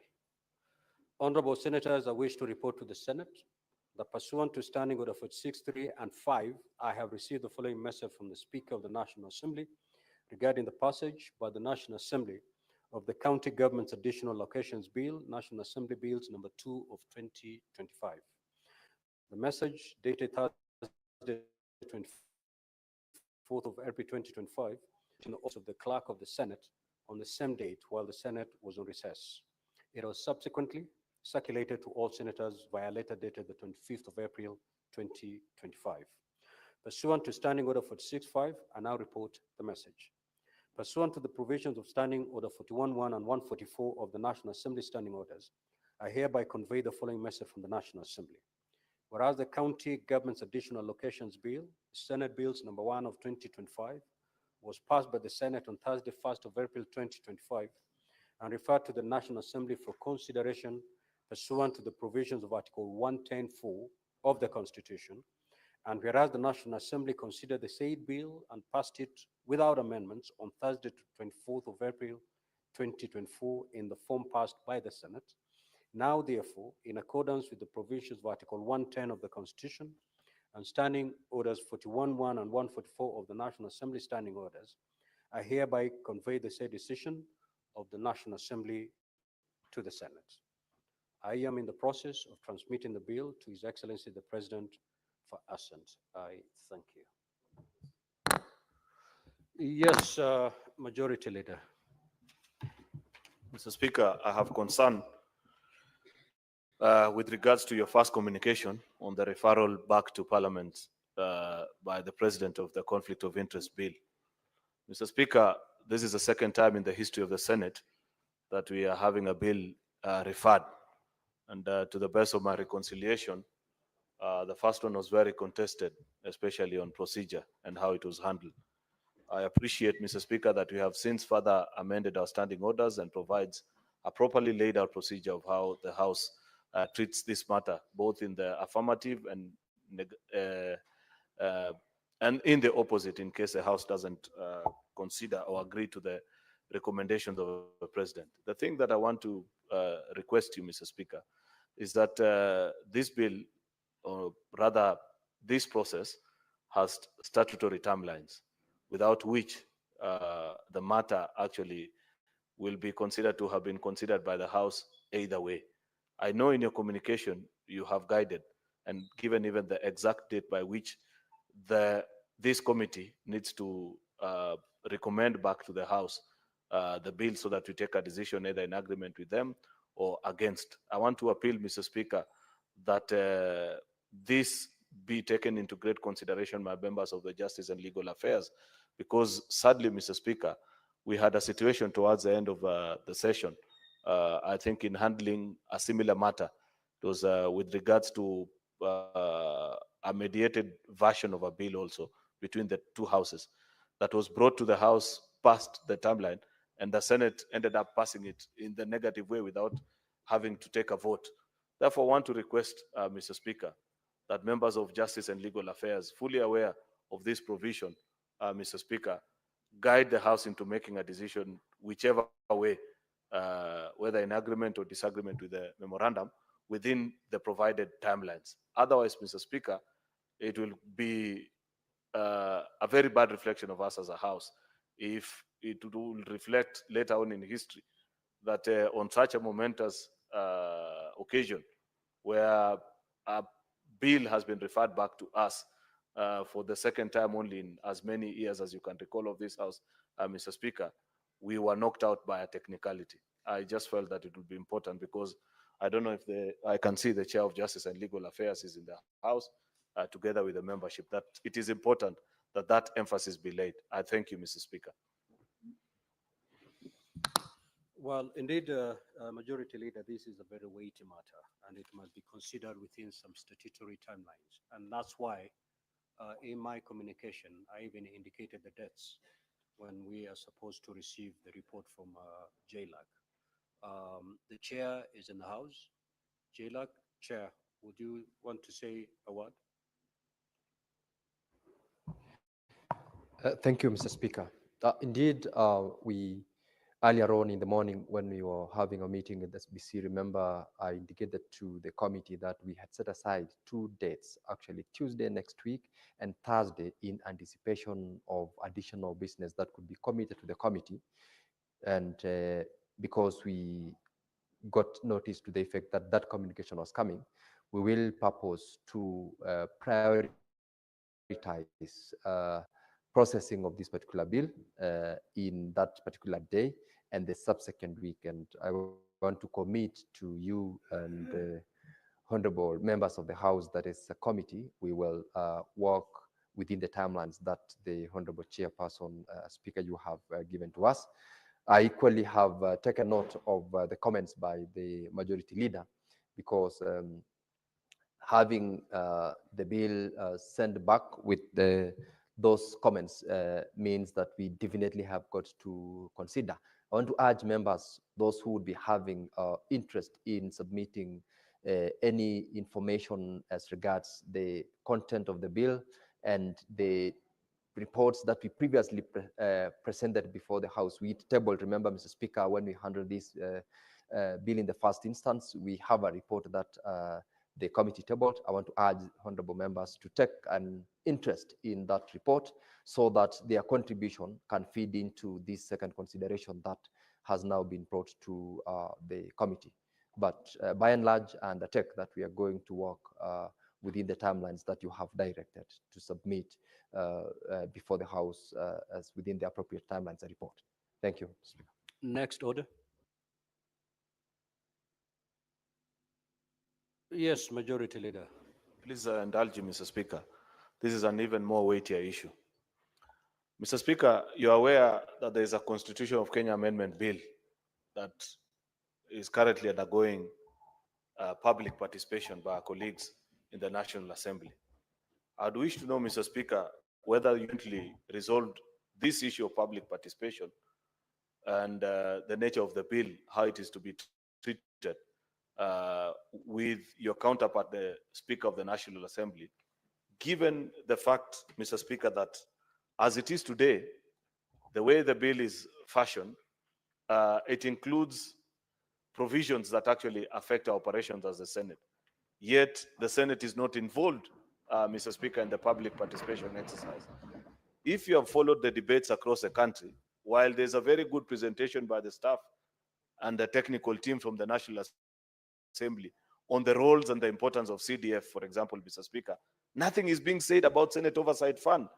I have seen, Mr. Speaker, with a lot of trouble, members of the public struggle to understand what is the purpose of this Senate Oversight Fund. And there's nobody from the Senate, Mr. Speaker, that has accompanied them on this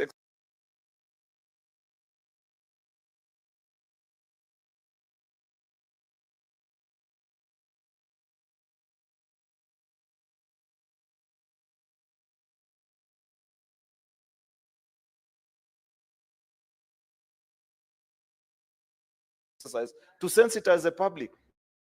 Therefore, we look as if, Mr. Speaker, we are being bribed as senators, Mr. Speaker, just to accommodate CDF. I feel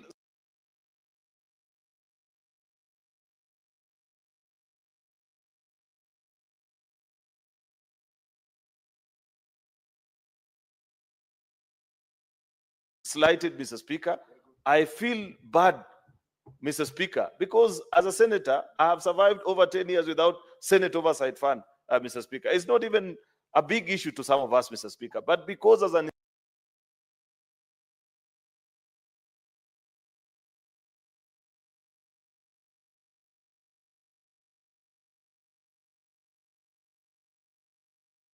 institution, we made a decision that we will operate better and fulfill our mandate, constitutional mandate better, Mr. Speaker, in the presence of this fund. That shouldn't it concern you, Mr. Speaker? The way your house is being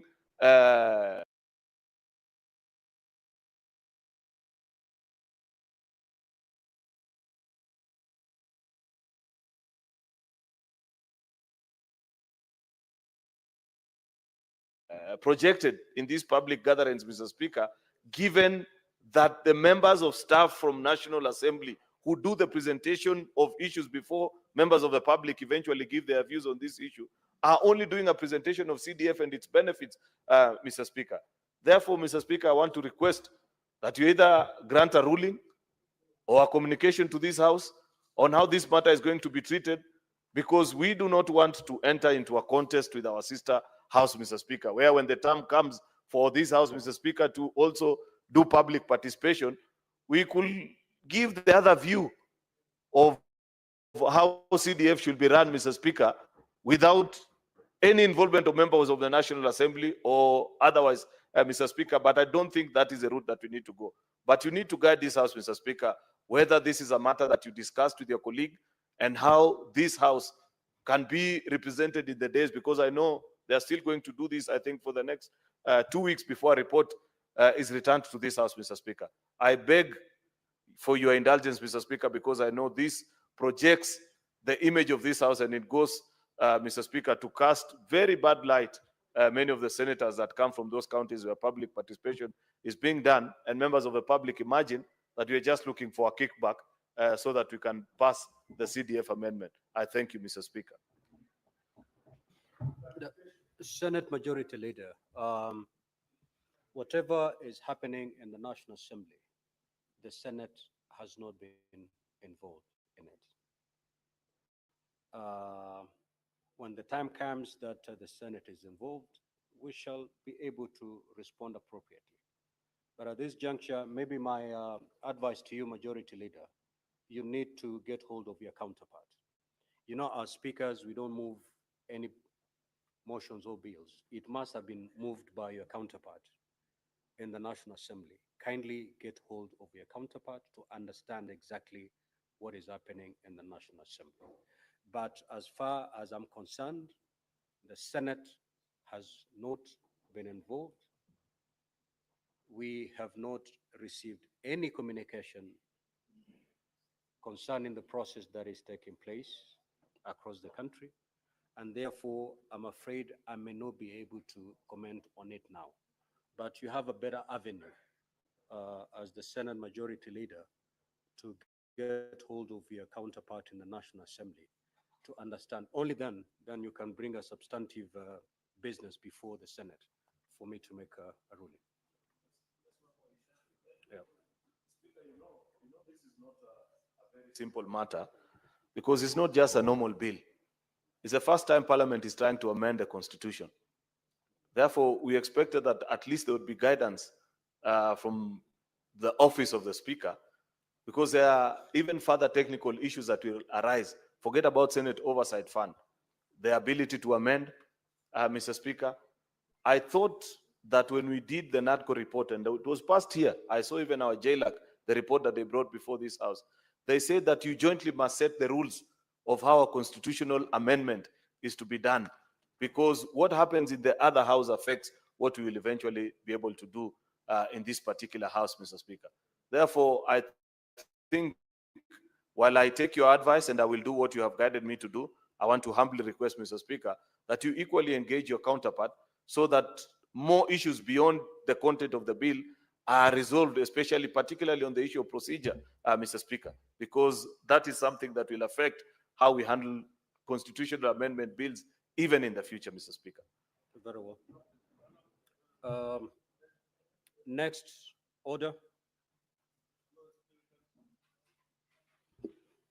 Order number 4, petitions.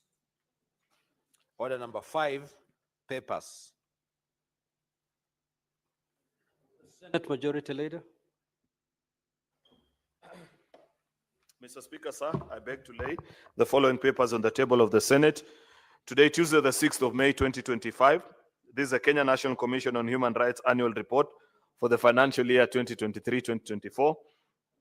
And 2, report of the Auditor General on the financial statements of Narok County Climate Change Fund for the year ended 30th June 2024. I thank you, Mr. Speaker. Chairperson, Standing Committee on Finance and Budget.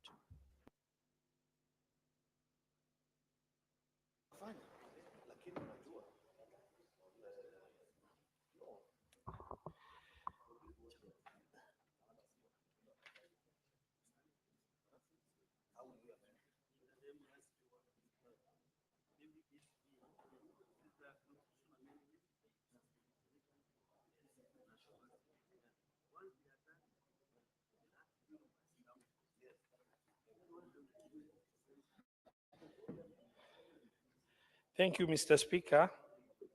I beg to lay the following paper on the table of the Senate, 6th May 2025, a report of the joint sitting of the National Assembly, Departmental Committee on Finance and National Planning, and Senate Standing Committee on Finance and Budget on the approval hearing of the nominee for appointment to the Board of Central Bank. I beg to lay. Next order.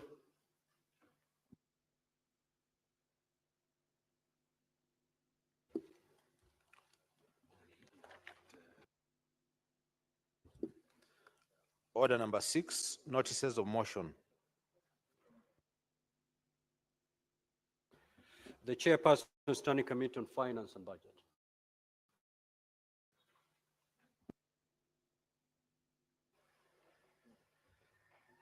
Thank you, Mr. Speaker.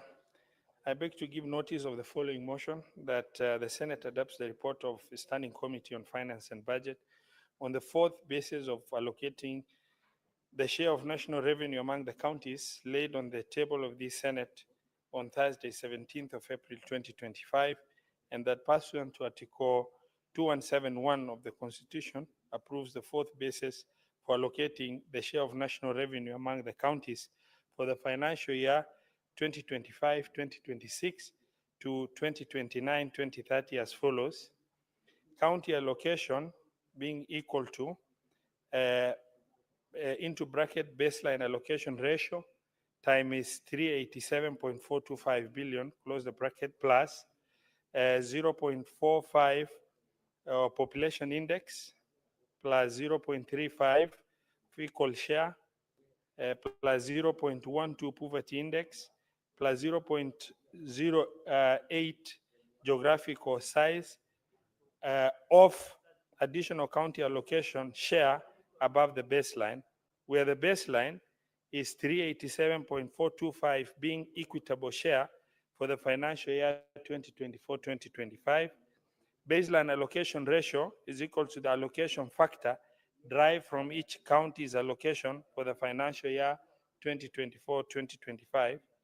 And the population index is based on 2019 Kenya Population and Housing Census.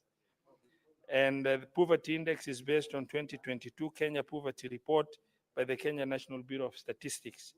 Geographical size is limited, capped at 10%.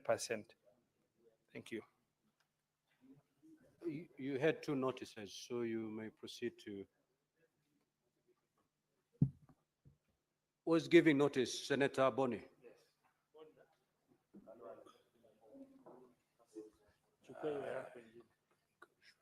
Thank you, Mr. Speaker.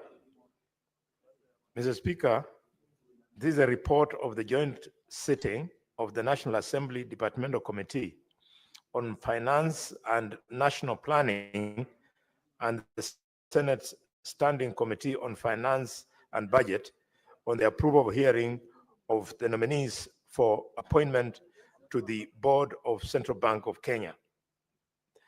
The co-chairperson, Joint Parliamentary Committee on the vetting of nominees for appointment as members of the Board of Central Bank. Mr. Speaker, sir, Order. I beg to give notice of the Senators. following motion. Proceed. Just proceed, Senator Boni.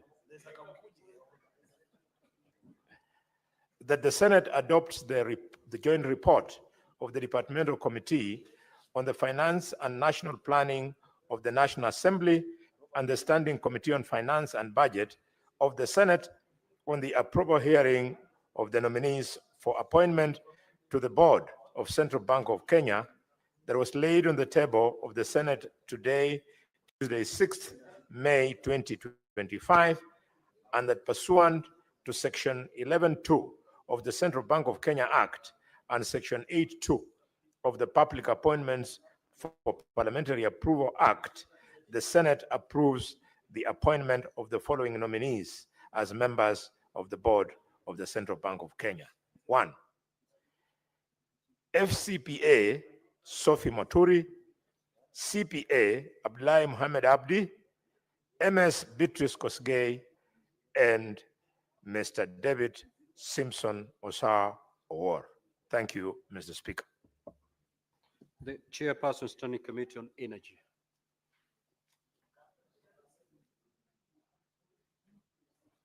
Majority Leader, where's your chairperson on energy? Mr. Speaker, you know the chairperson of Energy Committee has had a very youthful and energetic weekend where he has performed exceptionally well. And therefore, Mr. Speaker, I can do other duties for him because he's holding fort elsewhere very responsibly as expected, Mr. Speaker, unlike somebody else that is in front of me, Mr. Speaker. Mr. Speaker, this is, I beg to give notice of the following motion, that the Senate adopts the report of the Standing Committee. What is the point of order, Senator Boni?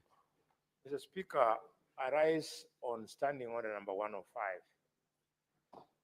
Did you hear the leader of the majority tell the House that the Senator of Siaya has had an extremely,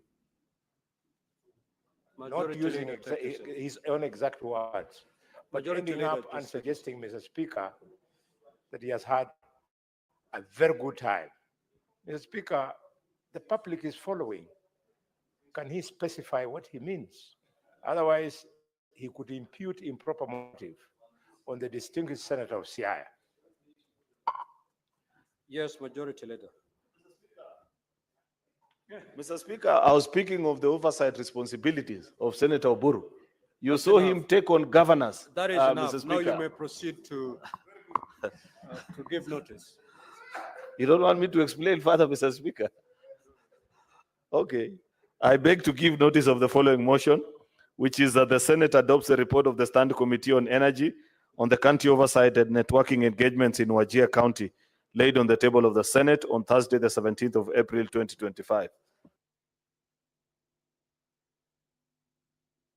The Chairperson Standing Committee on Devolution and Intergovernmental Relations. Majority Leader, you may also proceed to give notice on that particular one.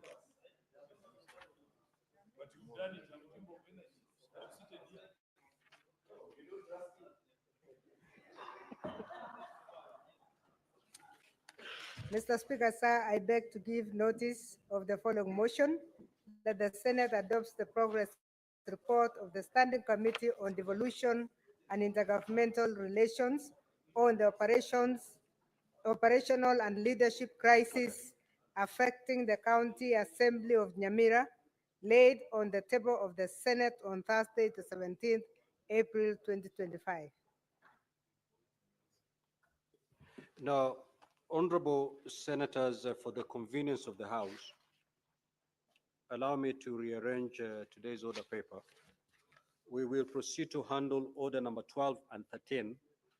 Thereafter, we will resume the normal flow of today's business. Clerk, just proceed and call those two orders. Order number 12, the County Statistics Bill, Senate Bills number 5 of 2024, second reading. Yes, Senator Ali Roba. Mr. Speaker, sir, I raise pursuant to Standing Order number 159-1 of the Senate to withdraw the County Statistics Bill, Senate Bills number 5 of 2024, which is appearing in today's order paper as order number 12. The reason for the withdrawal is to allow for further consultation with stakeholders with a view to develop comprehensive framework that addresses concerns at both the national and county government level. I thank you, Mr. Speaker. Next order. Order number 13, motion, report of the joint sitting of the National Assembly Departmental Committee on Finance and the National Planning and the Senate Standing Committee on Finance and Budget on the approval hearing of the nominees for appointment to the Board of Central Bank of Kenya. The Chairperson Standing Committee on Finance and Budget.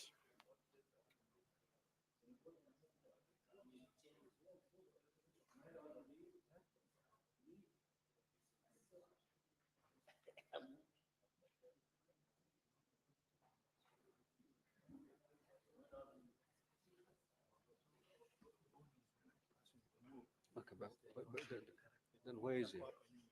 Okay, then he should be.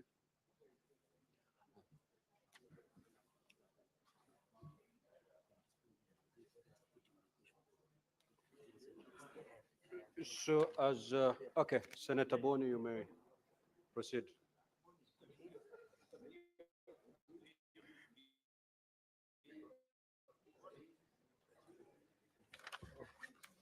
Sorry, Mr. Speaker, sir. Mr. Speaker, sir, I rise to move that the Senate adopts the joint report of the Departmental Committee on Finance and National Planning of the National Assembly and the Standing Committee on Finance and Budget of the Senate on the approval hearing of the nominees for appointment to the Board of Central Bank of Kenya that was laid on the table today, Tuesday, 6 May, and that pursuant to Section 11.2 of the Central Bank of Kenya Act, Section 8.2 of the Public Appointments for Parliamentary Approval Act, the Senate approves the appointment of the following nominees as members of the board of Central Bank of Kenya. 1, FCPA Sophie Moturi, CPA Abdullahi Mohammed Abdi, MS Beatrice Koskei, and Mr. David Simpson Osawa War. Mr. Speaker, the just to remind members, the Board of Directors of the Central Bank of Kenya is established under Section 10 of the Central Bank Act, Cap 491. The board is responsible for determining the policy of the bank, but this excludes the formulation of monetary policy, setting the bank's objectives, and overseeing its financial management and strategic direction, continuously reviewing the bank's performance in carrying out its functions, and consistently monitoring the governor's performance in fulfilling the responsibilities of the office and ensuring that the bank achieves its objectives, assessing whether policy statements issued under Section 4B align with the bank's primary functions and objectives under Section 4, and maintaining constant oversight over the use of the bank's resources. Mr. Speaker, when we did the above exercise, we found that all the 4 nominees demonstrated integrity and professionalism. They possess extensive experience relevant to monetary policy, banking, finance, and regulatory matters, as they fulfilled all the legal and constitutional requirements for appointment. Briefly, Mr. Speaker, we found that FCPA Sophie Muturi is a seasoned finance and governance expert with over 38 years of diverse experience spanning a public service accounting, non-governmental organizations, corporate boards, and international development work. Secondly, CPA Abdullahi Mohammed Abdi is a finance and governance practitioner with 22 years of experience, especially in the non-government organization sector and financial management. He has served in different capacities in diverse operational and leadership roles that include serving as an accountant and finance administrator and a manager at the Womankind Kenya, a senior relationship manager at Yes Bank, amongst others. Mr. Speaker, we also found that Beatrice Koskei is a legal expert with over 34 years of progressive experience in public service and corporate governance. She's an advocate of the High Court of Kenya and holds a Master's of Law degree specializing in commercial and cooperative law. Finally, Mr. Speaker, we found that Mr. David Simpson Osawa Owor is an IT and fintech professional with over 15 years of experience in digital and technology across the continent of Africa. Mr. Speaker,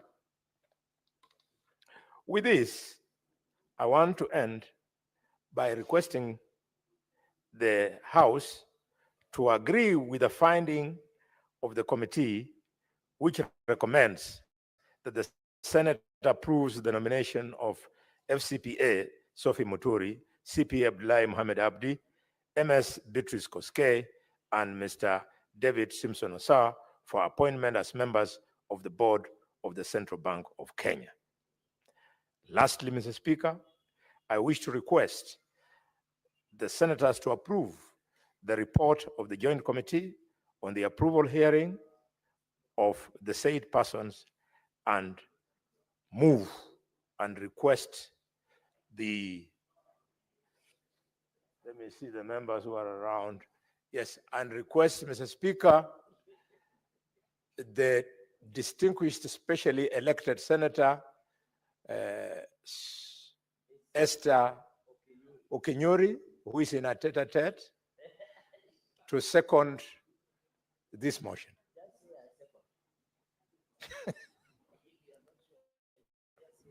Senator Esther Okenyuri. Thank you, Mr. Speaker, and I wish to second.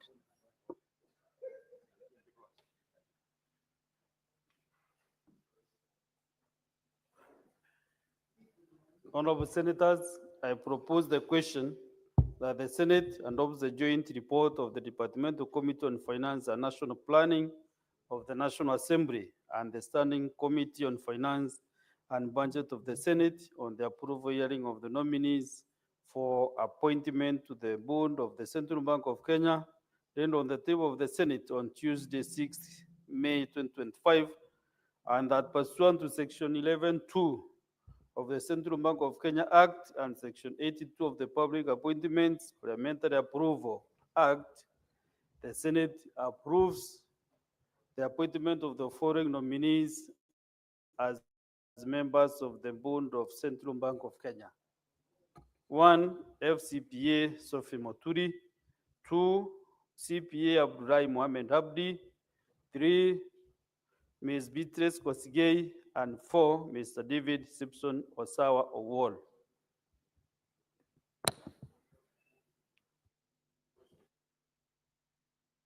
We have on my screen, there are several senators interested to maybe contribute, and I open now this session for contributions to this motion.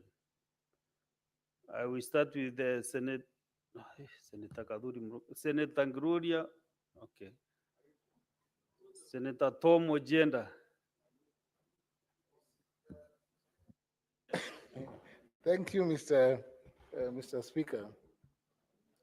Mr. Speaker, the board of the Central Bank of Kenya and the nominees to the board play a very important role in this country, and in contributing, in seconding the nominations of the board members. It is important to note, Mr. Speaker, that the board of the bank, chaired by Senior Advocate Andrew Musangi, is a board that makes determination on key issues, Mr. Speaker, that affect this country.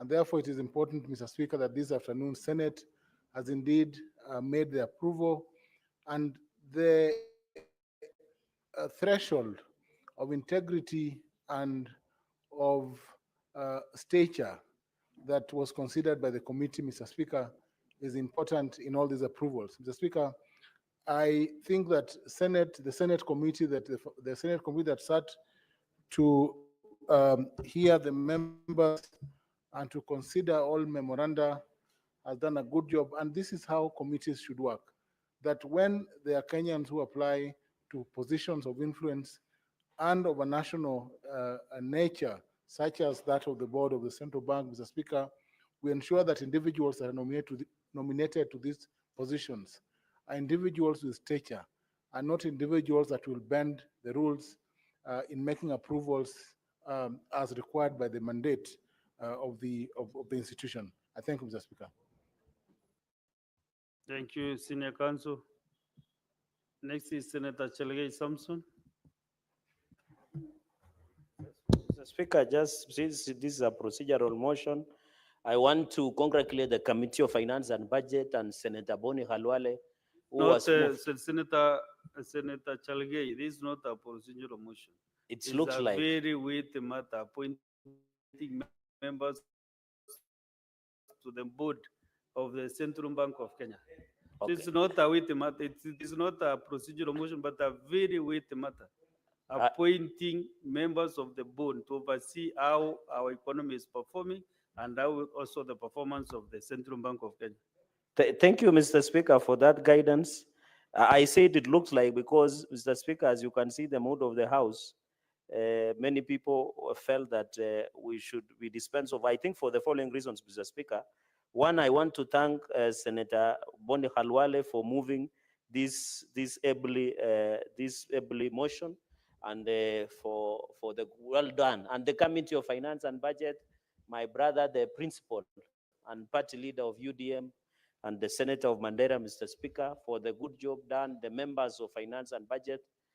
And I'm happy, Mr. Speaker, this is one of the committees that has continued to define the role of the Senate, especially apart from, of course, yours truly, the Committee of County Public Accounts Committee. One of the critical committees is Finance and Budget. I know they are busy with fourth basis generation, and I am aware also the Committee on Devolution and Health, Mr. Speaker. So, Speaker, secondly, I am happy and thank Senator Boni Khalwale for the good job that he has ably moved on behalf of the committee, Mr. Speaker. Mr. Speaker, going through the names, Mr. Speaker, and I'm surprised that I want to advise Senator Boni Khalwale in future, Mr. Speaker, that when you take a position, you don't retreat unless there is something special. Because over the weekend, Mr. Speaker, I endorsed his position on my ex-handle. And I'm surprised that today he has retreated from the position he had over the weekend, Mr. Speaker, when he was in some funeral in Kakamega County. I hope in future he must stick to that position, Mr. Speaker, so that he had insisted that the Ministry of Interior is incompetent and he must resign. But today, after tete with a cup of tea and mandazi in the office, he has retreated, Mr. Speaker. But that is the beyond. Mr. Speaker, that was on a lighter touch. There is a point of order from Senator Boni Khalwale.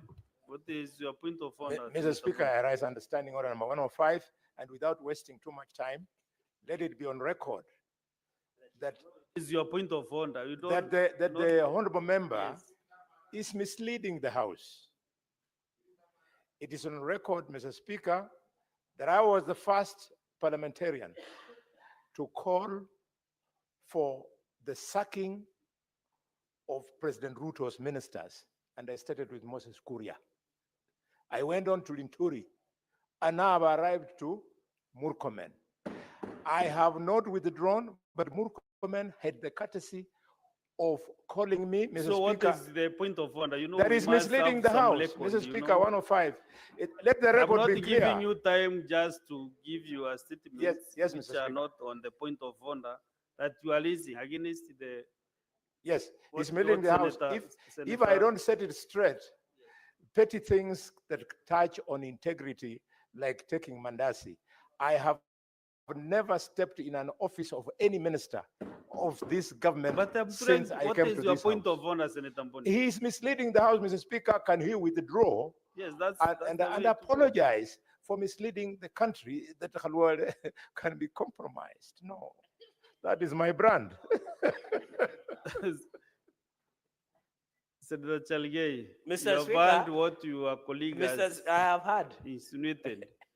Mr. Speaker, but you know, Kakamega is my neighboring county, and So I know can you they really love tea. substantiate that what the Senator Boni has arranged you did, you have seen? No, Mr. Speaker, on the part of chai and mandazi, I can withdraw that part. Because from his speech, even in my point of order standing on the 105, he has insisted that he has never treated on what he said in Kakamega, that the minister must resign or he should be fired. So I agree with that part.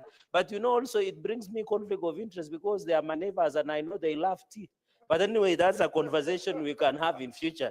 The Speaker, I want to, under Article 10 of the Constitution, I'm happy the names, and he will become the governor of Kakamega. Mr. Speaker, I want to agree with the names. Looking at the names with the clans, with this obsession of tribalism and anything, I can see this is the face of Kenya. I want to thank the chairman, my brother, Captain, Mr. Speaker, for this, because you see Sophie Muturi, CP Abdulhai, Mohammed Abdi, Beatrice Kosgei, and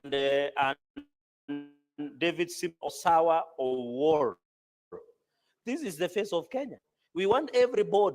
Mr. Speaker, it is sad, and I wish the chair of cohesion was here, that there are some boards in this country that they can converse in their local dialect. They can do Zoom meetings in their local dialect, Mr. Speaker. This central bank CPK board, as per Section 10 of CPK Act of Article 491, laws of Kenya, of what Senator Professor Tom Ojenda taught me in law school in Moi University, the Speaker is very critical. Under Article 10 on principles of values and national good governance, we must see the face of Kenya. And I'm happy for the first time.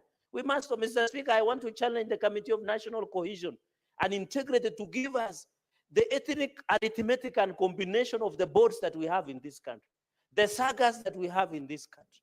If you will see, Mr. Speaker, you will be shocked. Just that finally the TSC CEO position has been finally advertised, Mr. Speaker. TSC was becoming the face of ineptitude, inefficiency, moribunds, Mr. Speaker, and the face of corruption, where politicians were dishing employment letters of TSC in FINROs and in other forums, Mr. Speaker. It was embarrassing. Mr. Speaker, we must run boards professionally, within the law, with integrity. We don't want boards, Mr. Speaker, that run, and I hope as they recruit the new CEO of Teacher Service Commission, we should get somebody of integrity, and I'm happy the chairperson of education is seated in the house. Let us get the correct person, a person of integrity. We don't want like the current CEO who has been the face of inefficiency. Teachers now, Mr. Speaker, are suffering. In fact, the insurance, health insurance, they can't, Mr. Speaker, just like the police. And I'm happy there are teachers in this house, Mr. Speaker, like Senator Ogola. I think a number of people have been teachers, Mr. Speaker. That is why boards must be constituted in a proper, in integrity manner. Section 10 of CBK Act is very clear. Mr. Speaker, we have seen banks declaring devilish and unholy profits after every financial year, without telling us how much are they paying to Kenya Revenue Authority. We have seen, Mr. Speaker, to take bank loans in this country. And members of parliament will tell you this, who are seated here. It is not a walk in the park. It goes even, I was speaking to a businessman the other day somewhere, Mr. Speaker, and he was telling me he took a bank loan at 14% of a certain bank, but they renegotiated, it became expensive, 21%. And that is why even in parliamentary circle, where I have the board director, most of members of parliament take our loans because it's more cheaper than commercial banks. What is happening? Because when you hear Equity Bank, you hear Standard Bank, you hear Barclays Bank, or it's called AXA, they are declaring 20 billion, 80 billion, 100 billion pre-tax. Mr. Speaker, I want to challenge the board in the oversight role. They must tell us what business are banks doing when Kenyans cannot do business. What are they doing? Unless they are doing money laundering, Mr. Speaker. Even microfinance, like what to credit, Mr. Speaker. The regulator, which is CBK, must look at some of these people, what to credit. There are a number of who give loans, small loans, Mr. Speaker, to the motorbikes, Mr. Speaker. Mr. Speaker, it's very unfortunate.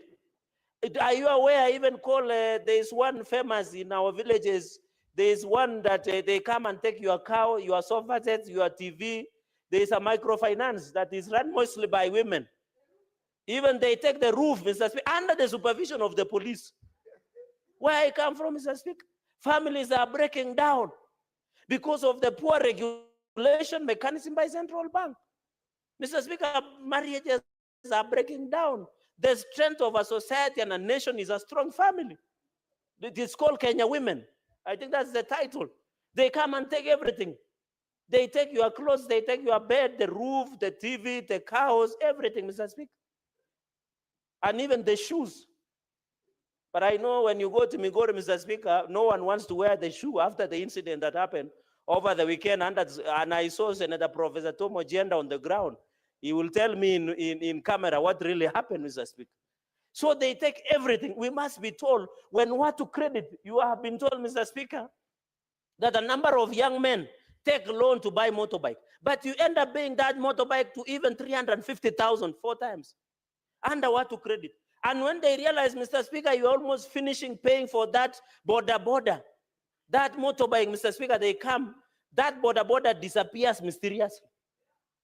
Mr. Speaker, we must be told this board is challenged to do their work of oversight so that we don't give microfinance into license and a free hand to stifle and frustrate the small businesses in this country, Mr. Speaker. I know of a number even here in Nairobi, in Nandi. Most of the young men who are in border sector call me daily and ask me, Mheshimiwa, I had taken some money, I had taken a loan to buy a motorbike from what to credit. Before I finish my last installment, the motorbike disappeared. And when they report to police station, to our police, they collude, Mr. Speaker. No one is arrested. Same to Kenya Women, Mr. Speaker. Somebody comes and, us, in our respect, we are equated to cows, Mr. Speaker. In my culture, you are equated. Somebody like Kenya women comes and drives away a cow worth 120,000 Kenyan shillings. Mr. Speaker, in our local language, they say, it is equated, Mr. Speaker. It is equated to the respect, and somebody comes and take it over, Mr. Speaker.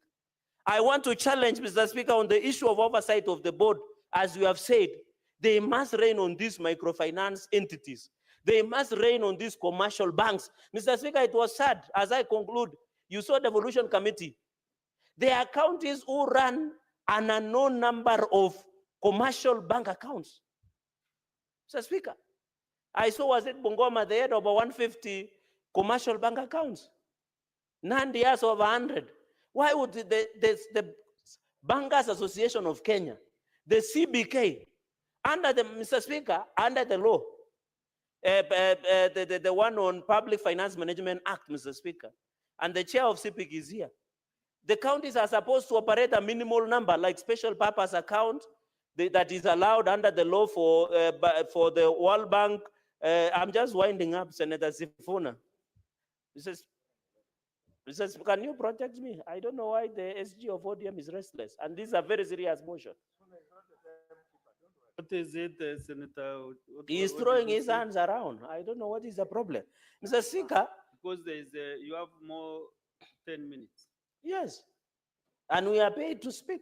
That's Article 96. Any member contributing to this motion can get entitled to 20 minutes. But the Speaker corrected. He corrected me. Mr. Speaker, in what I wanted to say in conclusion, Mr. Speaker, is on the issue of commercial bank accounts that is being allowed for counties to open. For example, and I'm happy the Devolution Committee, I don't know whether CPK is also looking at that matter, Mr. Speaker. Why would somebody, what is the role of Central Bank Board, which oversight to allow Tana River to operate a number of commercial bank accounts without the supervision? 34, I'm told Tana River has 34, what about Kakamega? 200 Kakamega, Mr. Speaker.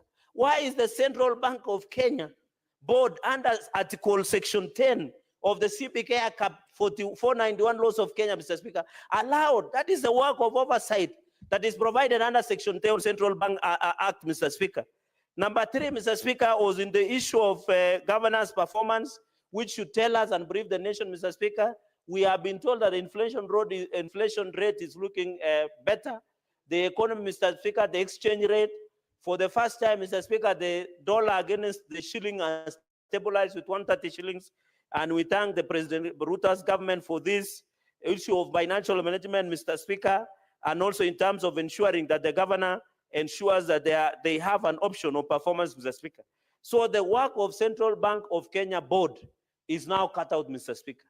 And therefore, we want to challenge David Simpson, Owosawa War, Madam Bridget Koskei, CP Abdullahi Mohammed, FCPA Sophie Muturi, to rise up to the occasion under the chairmanship of the board of the Central Bank of Kenya, Mr. Speaker. We want our banks to do business, but not to profiteer or exploit Kenyans who are doing business, especially the SMEs, Mr. Speaker.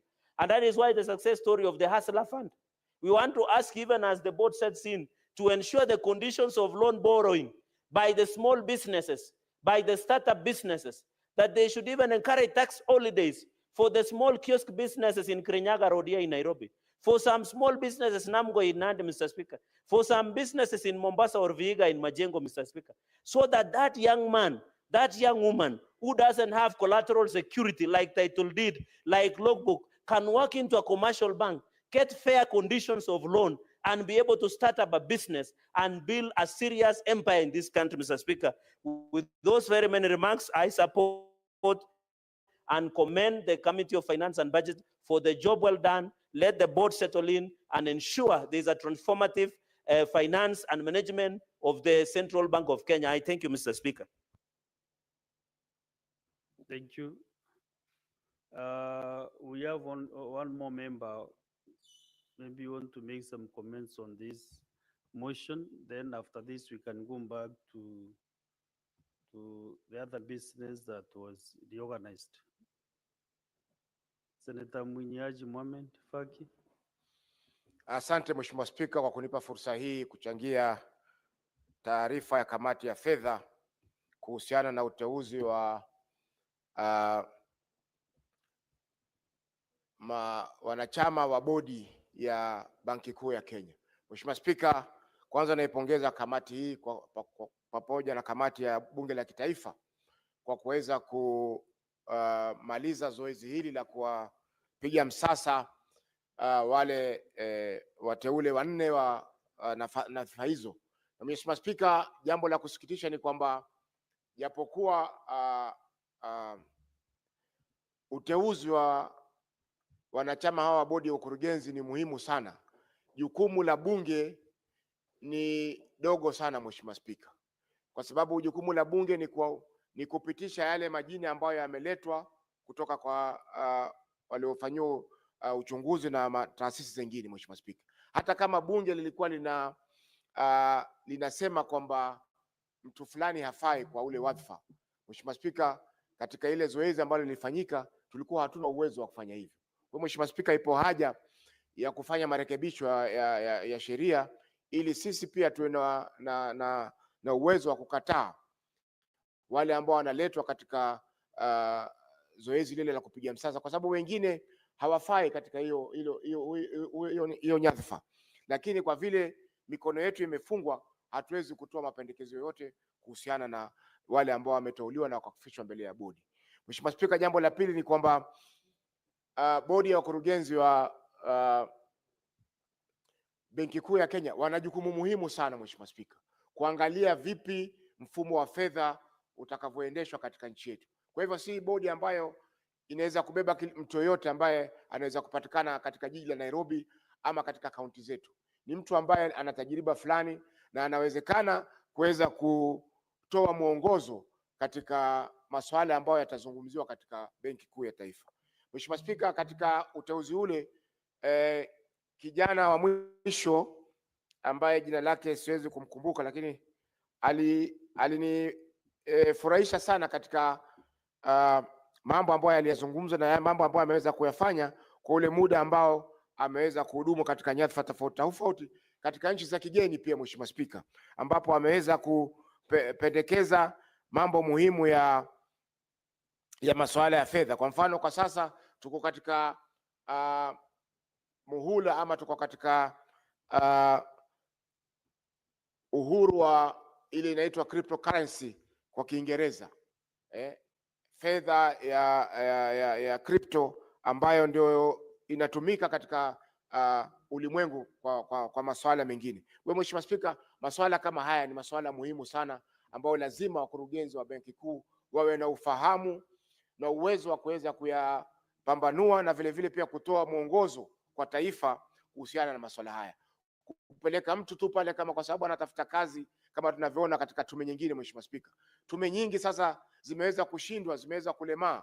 Kwa mfano tume ya Kenya National Human Rights Commission, ile ya equality, zote zimeweza kulemaa kwa sababu wale makamishna wale wengine ambao wamewekwa pale Mheshimiwa Spika hawajui kazi zao kisawasawa. Kwa hivyo nimefurahi kwamba bodi hii tumepata huyu mwanachama wa bodi ya kitaifa, na tunatarajia kwamba wale wengine ambao watachaguliwa kwa siku za usoni watakuwa ni watu wenye tajriba ya kuwezesha kusaidia bodi hizi na kusaidia nchi kuweka misingi thabiti ya masuala ya fedha katika nchi yetu. Asante Mheshimiwa Spika kwa kunipa fursa hii. Senator Mgatana, Danson. Mr. Speaker, I want to thank you for giving me the floor. Mr. Speaker, I rise in support of the motion before the House that we approve the names of Sophie Muturi, Abdullahi Mohamed Abdi, Beatrice Kosgei, and David Simpson Osawa War to be appointed as members of the board of the Central Bank of Kenya. Mr. Speaker, I'm very proud that today I'm actually participating in approval. Mr. Speaker, many years ago, when I was younger than today, it was after I resigned from government at that time that I moved this particular bill, Public Appointments Parliamentary Approval Act, that saw that now we needed to approve important national positions through parliamentary approval system. I'm so happy that they have amended it, improved it, and now it includes members of the board of Central Bank of Kenya. To disclose my interest, Mr. Speaker, the chair of this board, Mr. Mukite Musangi, is a good friend and a person we went to school for 6 years and a man of great integrity. So as I'm speaking here, Mr. Speaker, I know he's listening where he's seated. There are two issues. First of all, I believe the 4 people who have been nominated, they have very, very good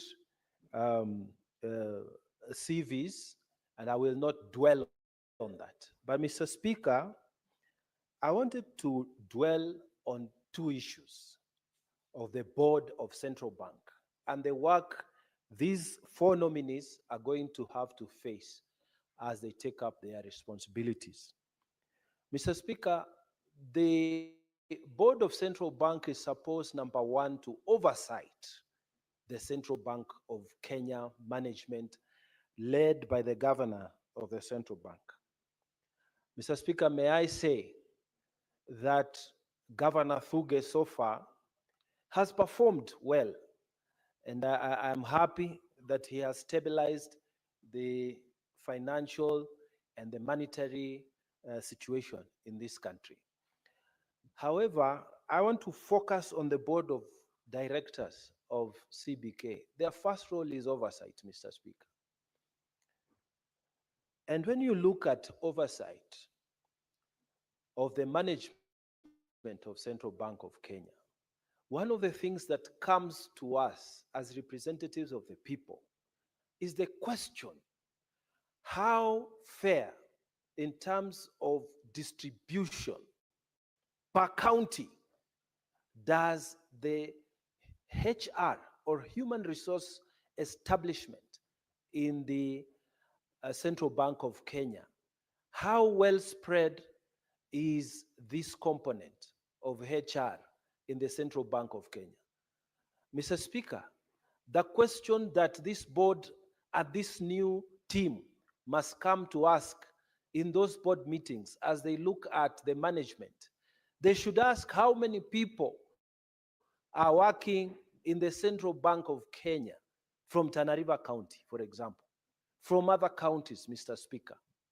How well spread are people?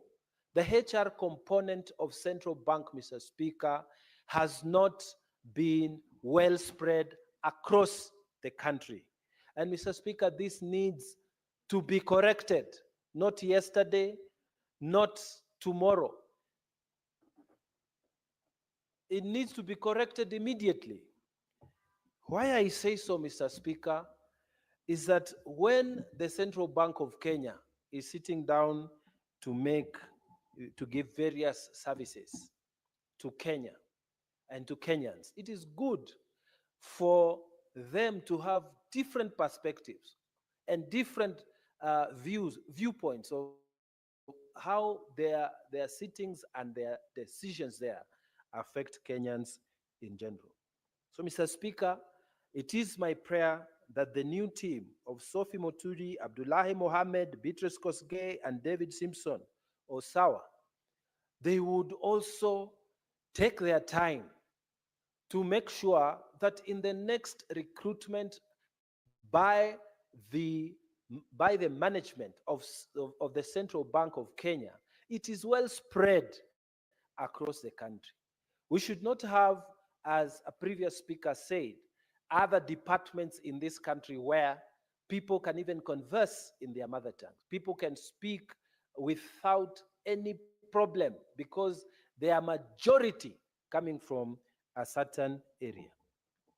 Mr. Speaker, the other issue is the second role is that this board of directors of Central Bank is supposed to review performance of the management of Central Bank led by the governor. Mr. Speaker, in terms of reviewing performance, there's a lot that we can say about the Central Bank of Kenya. What I have wanted to see, and I'm praying that this new team that is coming in will emphasize, is that the act, the Central Bank Act, says that the governor of the central bank is the spokesperson of the Central Bank of Kenya. But Mr. Speaker, a spokesperson speaks. A spokesperson talks to the public. Mr. Speaker, these people are employed to speak to Kenyans about what is happening in the economy, what they are doing to stabilize the shilling, what they are doing in terms of monetary policy, and so forth and so on. Mr. Speaker, it has been a historical position and a culture amongst the governors of the Central Bank of Kenya, and Mr. Thuge is the 10th governor of the Central Bank of Kenya. They never speak to the public, Mr. Speaker. The only time you would see Professor Ndugu when he was governor, Njoroge when he was governor, and now Thuge when he is governor, speaking to the public is when they are appearing before parliamentary committees. Mr. Speaker, I want this central bank board of directors who are coming in to come in with a new transparency thing. Get off with all old traditions. Speak to Kenyans. Tell them why your reserves at the central bank are small, what you are doing about it, how you are going to help grow those reserves, how you are stabilizing the economy. Come out and speak to us. You are the governor of the central bank. You are not a politician. You are not a person who is there to please anyone. You speak independently. In fact, your office has constitutional independence. This thing of hiding behind those closed doors, Mr. Speaker, I pray that in terms of reviewing performance, the board of directors, especially these new ones who are coming in, will insist that the governor of the central bank, as the spokesperson of the central bank, must come out and speak to Kenyans, tell Kenyans what needs to be done, how the banks are behaving, whether they are stable or not, how he has managed, because there was a time, Mr. Speaker, banks in Kenya were collapsing all over. It became a big story. How is it that they are managing to keep them stable? And are we having any risks? Are there banks that are not keeping the minimal reserves that have been indicated by central bank? And if this is so, Kenyans can work with us, and the governor of central bank, Mr. Speaker, must come out to speak to us. He's a public servant who is an independent public servant, must come out all the time. So my prayer is that these 4 directors who are coming in, you will not go in there as board of directors and be swallowed by the traditions of former board members and just keep quiet. Push this management to be more transparent, to be more present in our rooms, in our houses, to speak to us and tell us how the economy is performing. Why I say this, Mr. Speaker, is because people hear what the government is saying on one side. People also hear what the minority side says. Now, some people will not know what is the correct position. So it is important an independent person that we know is protected by the Constitution can come and say, this is the position as far as management of the economy of Kenya is concerned. Mr. Speaker, still on the review of the performance, I'm asking the 4 who we are approving today because of your wonderful CVs, that you need to go and ask this question when you go in there. Why is it that we are having an acting director for internal audit and risk, Mr. Leonard Ouma? Why is it that we are having an acting director in charge of currency operations department, Mr. Evans Mutai? Why is it that we are having another acting director in charge of bank supervision, Mr. Matu Mugo? Why are these people acting? And there's a board there. Why can't you make decisions? Confirm somebody in management so that they can act with authority. The central bank should not be like some of our counties, where people are being given position to act. You're acting county secretary, acting this, acting that. And because you are acting and you have no proper authority, you are not able to perform as optimally as you should. Because you want to be confirmed to that position. And sometimes the people who are supposed to confirm you may not like what you are saying. So you are always careful. You are trying to balance. Let's not have that in the Central Bank of Kenya. So I know you are listening to me. When you get in there as a board of directors, or the Central Bank Board of Directors, please get inside there and ask these questions. Why are we having 3 senior positions on an acting capacity? Why can't you just confirm them? If you don't want them, then advertise and bring new people who can do the job with confidence and without fear of interruption. Mr. Speaker, as I finish my contribution, I would like to pay tribute to the directors who are leaving the board of Central Bank. I want to thank Nelias Kariuki, Revi Ruparel, Samson Cherutich, and Rachel Zombo. Mr. Speaker, they did a good job when they sat there in that position. Why I say so, Mr. Speaker, is because it was during their time that the management of Central Bank actually brought in a loan process that allowed for relief during the COVID time, Mr. Speaker, between 2020 and 2021. Mr. Speaker, we will not forget that they came through for us. So, Mr. Speaker, we want to thank them as they go into other positions, but we encourage the new directors to come in, and they should know that they have been given a position by the public, by the Senate of the Republic of Kenya, by the people of Kenya, on behalf of the people of Kenya. They must speak what is right. They must do what is right. They must remember their public servants when they enter there, and they must do fair for the entire country as they serve the Central Bank of Kenya. Mr. Speaker, with those many remarks, I beg to support this motion for the appointment of these 4 very good, fine people to join the board of Central Bank of Kenya. I thank you, Mr. Speaker.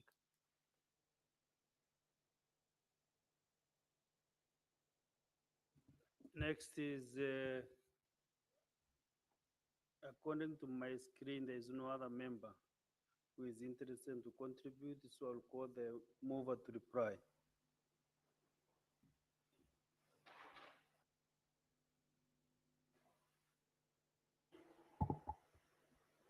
Thank you, Mr. Speaker. And allow me to start really by thanking all the colleagues who have contributed to this report, and really thank my colleagues in our committee, Finance and Budget, for ensuring that we thoroughly scrutinized these nominees as per the standards that are required, Mr. Speaker. Mr. Speaker, let me start by really saying that the nominees that were presented before us came from different sectors in terms of professionalism and also in terms of experience, Mr. Speaker. We had one, Mr. Abdullahi, who holds a PhD in philosophy and has vast experience as far as issues of management are concerned, Mr. Speaker. The other nominee, Madam Sophie, Mr. Speaker, holds a master's degree in banking and financing and also a BCom in accounting speciality, which also blends in very well with the professionalism of Mr. Abdullahi. We had Madam Sophie, Madam Kosgei, Beatrice Kosgei, who's also an advocate of the High Court, Mr. Speaker, with over 30 years experience. So brings in the legal perspective in the board. We had one David. I'll tell you, Mr. Speaker, when it came to David, of course, from where we sit as a committee, we raised concerns as far as credibility of academic papers were concerned. He was not able to present a copy at that particular moment. His names were mixed up, Mr. Speaker. The names in the paper, the final certificates, the name in the ID, Mr. Speaker, seemed to be a bit different for them back. But I want to thank the Secretariat because we tasked them to go to the bottom line and ask Kenyatta University to really approve if this gentleman had been in that institution and all that. And this was affirmed, Mr. Speaker. And I was concerned because David was the youngest in this team. And opportunities need to be given across both the women, men, youth. And as I said, this board represented all, represented women, represented men, represented the young, and David was among the young. Further to that, Mr. Speaker, David is an expert of ICT. And so having an expert from the ICT department, we have the management, we have an advocate of the High Court, we have Sophie with the banking and finance experience, then these 4 board members were coming from different areas of expertise and were able to really showcase experience and dedication in terms of how they were going to ensure when they sit on the board, they're going to ensure that what needed to be done as far as their role is concerned will be achieved, Mr. Speaker. Mr. Speaker, I've listened to my colleague, Senator Mungatana, and he has raised a very important thing that we also brought out when we were doing this vetting. This issue of having many directors, even many CEOs in different government institutions who are acting and who keep on acting for years and years, and we have boards that are supposed to undertake their role and be able to confirm them or confirm the right person who should be confirmed. And this takes delay. And I want to support and urge that the different directors within the different institutions that he has talked about, the board now should be able to take up that role as their first key mandate and be able to confirm people who've been working for the longest, because you realize that they work for the longest, and then after a short while, someone just comes from the blues with less experience, Mr. Speaker, not really understanding the nitty-gritty, some of the same issues that we've been addressing. And you know where we sit in committees, these are some of the stakeholders that we normally invite and engage. So they are best suited to be able to take up this role. So I urge the board with the speed that it deserves, they should be able to ensure that these confirmations are done and done on time. Mr. Speaker, when I read the names of these 4 nominees, you realize there's regional balance. They come from the different parts of this country, which is also and was also a very big plus, Mr. Speaker. Mr. Speaker, we were also able to interrogate them in terms of ensuring that they are able to oversight the CBK governor himself. Because, Mr. Speaker, I've earlier raised through a statement on the issue of the CBK bank rates that have been Senator Sifuna, do you have a point of phone? Yes, just a minute, Senator Mutinda. Honorable Speaker, on statement of fact, skimming through that report of the committee, it in fact states that 2 of those candidates were born in Uasin Gishu. Is it therefore factual for the replier to assert that these people come from different regions of the country? That's half the number come from Uasin Gishu. I think we should be factual, and it is in the report of the committee. I'm not making these things up. Senator Mutinda. Thank you so much. I like it when I notice that my senator for Nairobi is always very keen when I'm doing my submissions. And I want to say, I appreciate, I actually take it as a compliment. I want to say that one, David Awar, as his name suggests, Mr. Speaker, you can tell which region he comes from. We had Kosgei, you can tell the region that it comes from. It is one thing to be born in Nairobi, it's another thing to come from Kitui County.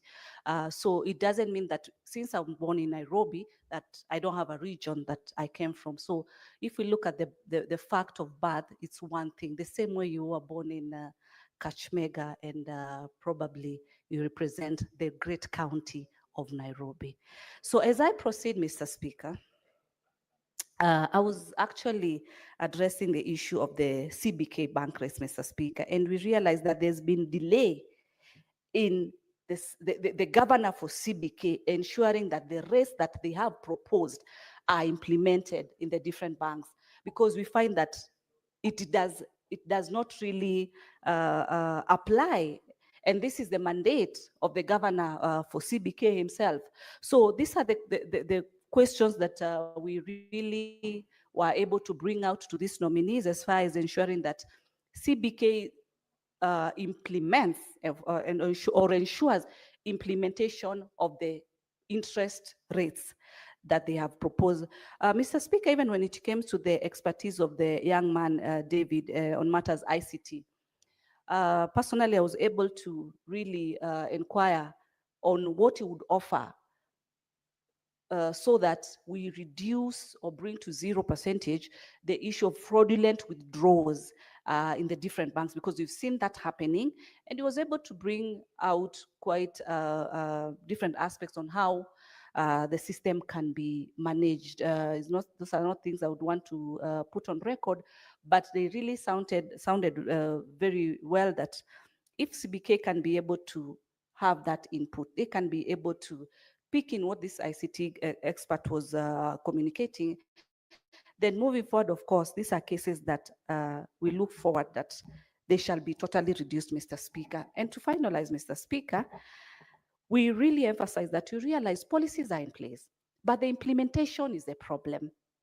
An institution like CBK should ensure that there's adherence to the policies that have been set. We expect this board, Mr. Speaker, to be able to ensure that the issues that have been raised, both at national level and even as Parliament, we've raised this issue, and most of these issues have been raised in the committee that I serve, Mr. Speaker. We hope that they are going to ensure that they're going to be, they're going to speed up on addressing these issues, and also keeping under constant review the performance of the banks. We've had banks that have closed down previously, Mr. Speaker. There are banks that have merged, Mr. Speaker. There are banks, Mr. Speaker, that their senior management are from different parts of this world, and they are not able to resonate with the local market in this country. It affects management, it affects the business of those companies, and you realize that the issues of loans, become a challenge, Mr. Speaker, depending on how this market is addressed. So with those and very few remarks, Mr. Speaker, as I said, I want to thank the Secretariat, board members from the National Assembly and the Finance Committee that we worked very closely with to be able to undertake this process. In those, I request, Mr. Speaker, that I beg to reply and request that the putting of the question be deferred to a later date pursuant to Standing Order 66-3. Thank you. Yeah, for sure, we have no quorum to put the question. So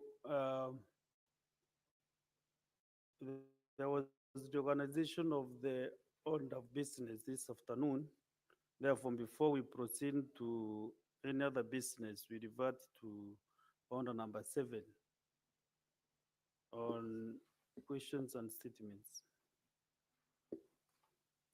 Order number 7, questions and statements.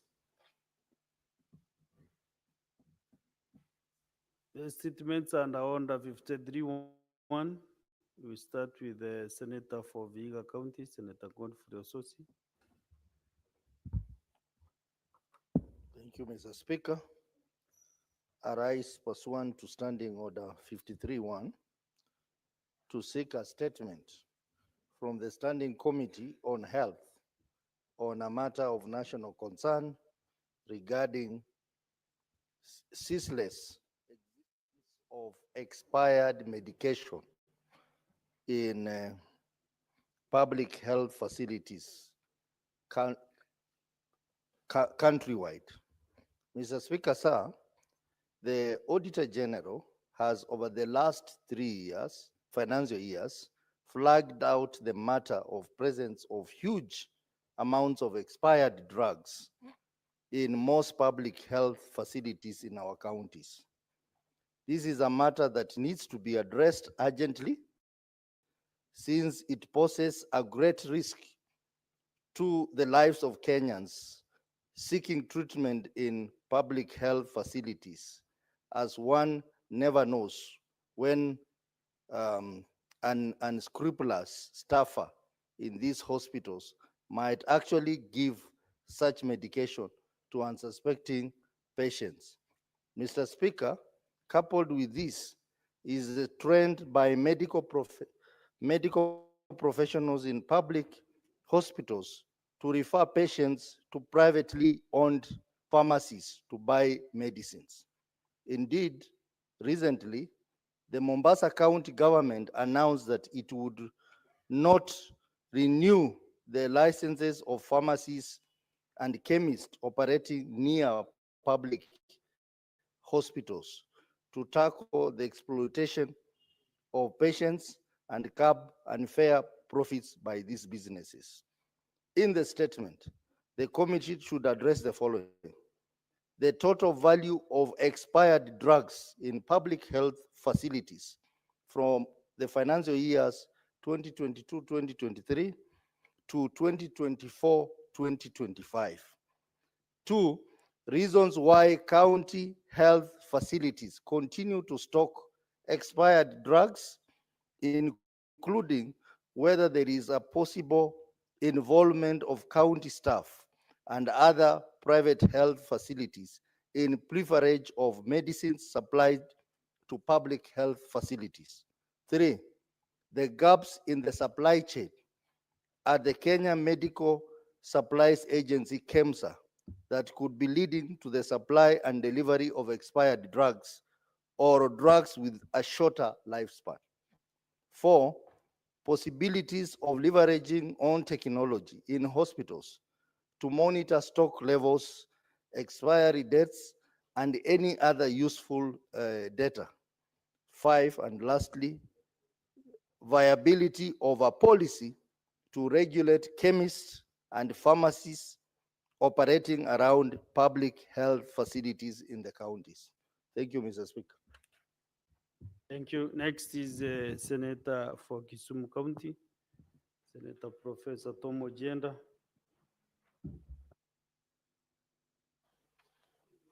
Thank you, Mr. Speaker. Mr. Speaker, I rise under Standing Order 53-1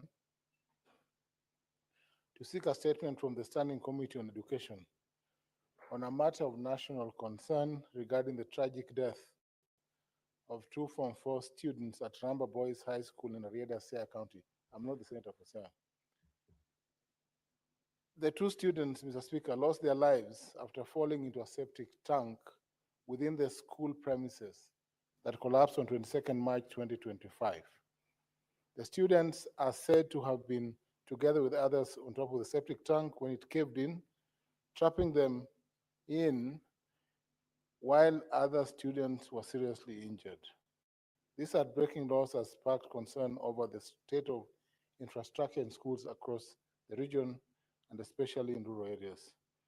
In light of this, Mr. Speaker, I convey my sincere condolences to bereaved families and demand the following.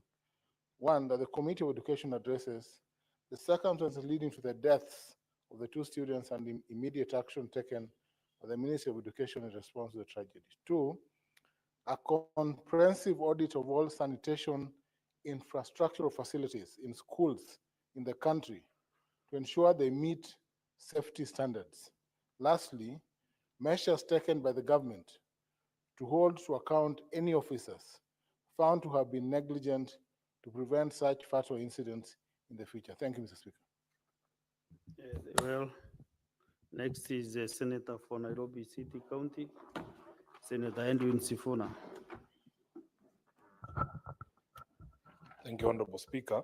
I rise pursuant to Standing Order 53-1 to seek a statement from the Standing Committee on Energy on a matter of national concern regarding payments made by the Kenya Power and Lighting Company to independent power producers under take-or-pay contracts, specifically in relation to electricity that is ultimately lost due to high idle capacity. In the statement, the committee should address the following. Number one, the total amount paid by Kenya Power and Lighting Company to independent power producers over the last 2 financial years, including the volume of power purchased and the total cost incurred by the utility company. 2, the amount within these payments that relates to electricity paid for but not consumed, classified as idle capacity under the take-or-pay contracts. And thirdly, the mitigating measures in place to shield consumers from the cost of unused power and to prevent inefficiencies, mismanagement, or potential abuse of the take-or-pay framework. I thank you, Honorable Speaker. Thank you, Senator Sifuna. Next is Senator Aaron Chesang, Senator for Trans Nzoia County. Thank you, Mr. Speaker. I rise pursuant to Standing Order 53-1 to seek a statement from the Standing Committee on Finance and Budget on a matter of county-wide concern regarding the revenue generation in Trans Nzoia County. The revenue generation in Trans Nzoia County government. In the statement, the committee should address the following. 1, the details of the revenue streams available in the county, including the revenue collection plans in place, the number of revenue officers, and the amount of revenue generated, particularly from local hospitals and reimbursement schemes in Trans Nzoia County. Number 2, the current financial status of the Kitale County Hospital Social Scheme, Trans Nzoia County Health Operationalization Account, Health Revenue Account, and the Wamalwa Kijana Teaching and Referral Hospital Account.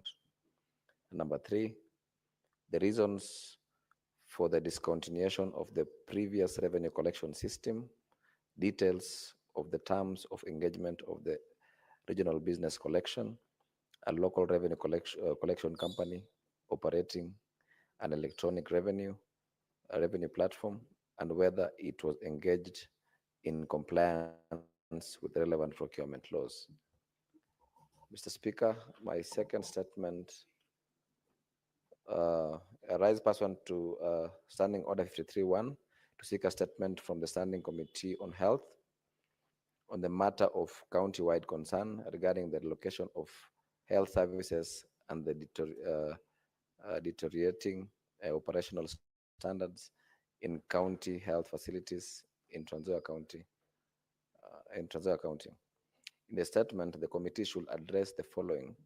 1, the decision to move health services from Kitale Level 5 Referral Hospital to Kijana Wamalwa Level 4 Hospital without public participation or county assembly approvals.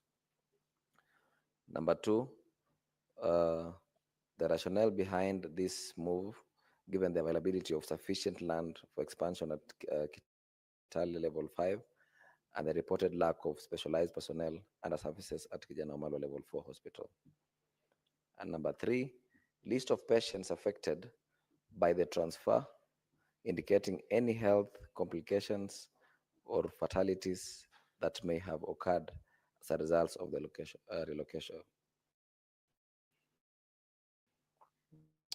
I thank you, Mr. Speaker. Okay. Senator Mwijaji Faki.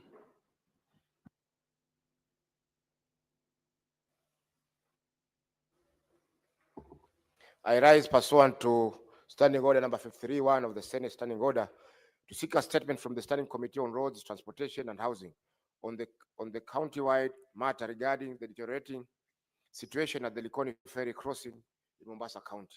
Mr. Speaker, sir, the Likoni Ferry channel is a critical crossing point for both vehicular and pedestrian traffic, connecting Mombasa Island to the mainland south and serving residents of Mombasa and Kwale counties, and providing access to neighboring Tanzania through the Lunga border. It's of strategic importance to trade, tourism, and daily commuting, which cannot be overstated. However, Mr. Speaker, in recent days, the ferry service has suffered severe delays, particularly during peak hours, peak morning hours and evening hours, resulting in dangerous congestion and heightened risks to public safety. Mr. Speaker, sir, on the 29th of April, we commemorated, I think, 21 years since the 31 years since the tragedy of the Mtongwe Ferry in 1994. Private security guards tasked with managing the crossing have increasingly been overwhelmed by the crowds, raising grave concerns about disaster preparedness in the event of an emergency. Mr. Speaker, sir, the situation is further compounded by the continued use of aging ferries, many of which have no book value and whose insurance and mechanical fitness are questionable. Although the Kenya Ports Authority had proposed to procure new ferries, this initiative has yet to materialize. Additionally, the dismantling of the temporary footbridge commissioned during the COVID-19 pandemic has exacerbated the congestion at the crossing. Given that ferries operating at the gateway to the port of Mombasa, any incident could have far-reaching consequences for regional trade and economic stability. Mr. Speaker, sir, in the statement, the committee should address the following: the reasons behind the deterioration in services at the Likoni Ferry crossing and the measures being taken by KPA management to restore efficient operations. Number two, the steps being implemented to enhance crowd control and ensure commuter and pedestrian safety during the peak hours.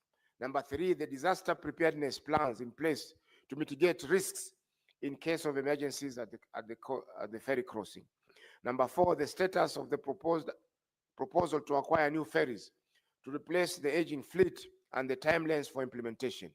And finally, the justification for dismantling of the footbridge crossing without a suitable alternative for pedestrian crossing, and whether there are plans to reintroduce the safe passage option for pedestrians. Thank you, Mr. Speaker, sir. Thank you, Senator Faki. We now go to statements pursuant to Standing Order 56(1)B. We start with the Chairperson, Standing Committee on Agriculture, Livestock and Fisheries. Senator Wakoli.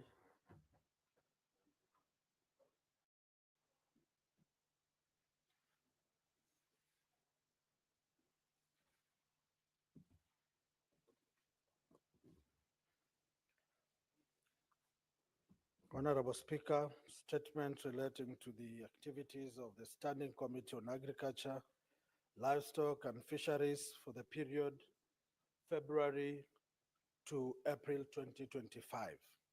Pursuant to Standing Order 56(1)B of the Senate Standing Orders, Mr. Speaker, sir, I rise pursuant to Standing Order 56(1)B of the Senate Standing Orders to make a statement relating to the activities of the Standing Committee on Agriculture, Livestock and Fisheries regarding during the first quarter of the fourth session, that is January to April 2024. Mr. Speaker, sir, the Senate Standing Committee on Agriculture, Livestock and Fisheries is established under Standing Order 28(3) of the Senate Standing Orders and is mandated to consider all matters relating to agriculture, irrigation, livestock, fisheries, development, and veterinary services. During the period under review, the committee held a total of 15 sittings, during which it considered 4 bills, 10 statements, and 1 legislative proposal. In the reporting period, the committee held a consultative meeting with the Cabinet Secretary, Ministry of Water and Irrigation to deliberate on the proposed policies, programs, and expenditure ceilings of the respective state departments as contained in the 2025 budget policy statement. The committee further sought information on the status of the financial year 2024-2025 budget and the key policy underlying the expenditure ceilings in the 2025 budget policy statement. Further, the committee participated in the consultative meeting with the Cabinet Secretary, Ministry of Agriculture, and all the SAGAs to consider the programs and projects undertaken by the ministry. Legislative proposals. Honorable Speaker, during the period under review, the committee overtook pre-publication scrutiny on the legislative proposal on the Seeds and Plant Varieties Amendment Bill 2025. The committee recommended it for publication in the Senate. Bills. Honorable Speaker, during the period under review, the committee considered the following 4 bills. A, the Nut and Crop Oil Bill 2023, Senate Bills number 47 of 2024. The committee facilitated public participation pursuant to provisions of Article 118 of the Constitution and Standing Order 145.5, and is currently considering stakeholder submissions. B, the Cotton Bill Industry Development Bill 2023, Senate Bills number 5 of 2023. The committee considered the Presidential Memorandum on the Cotton Industry Development Bill 2023. The committee observed that the Presidential Memorandum on the Cotton Industry Development Bill 2023 was not properly placed before the committee owing to the stipulated timelines. C, the Livestock Protection and Sustainability Bill 2024, Senate Bills number 32 of 2024. The committee facilitated public participation and committee received submissions from the Council of Governors and the Ministry of Agriculture and Livestock Development. The committee will conduct public participation in livestock rearing counties of Samburu, Kajiado, Garissa, and Taita Taveta, and therefore table its report. D, the Coffee Bill 2023, Senate Bills number 10 of 2023. The bill was proposed and passed in the Senate with amendments on 1st August 2024 and thereafter referred to the National Assembly, where it was passed with amendments on 26 November 2024. The committee considered and adopted the report for tabling in the Senate. Statements. Mr. Speaker, sir, during the period under review, 10 statements were sought from the committee, out of which 5 statements have been responded to as follows.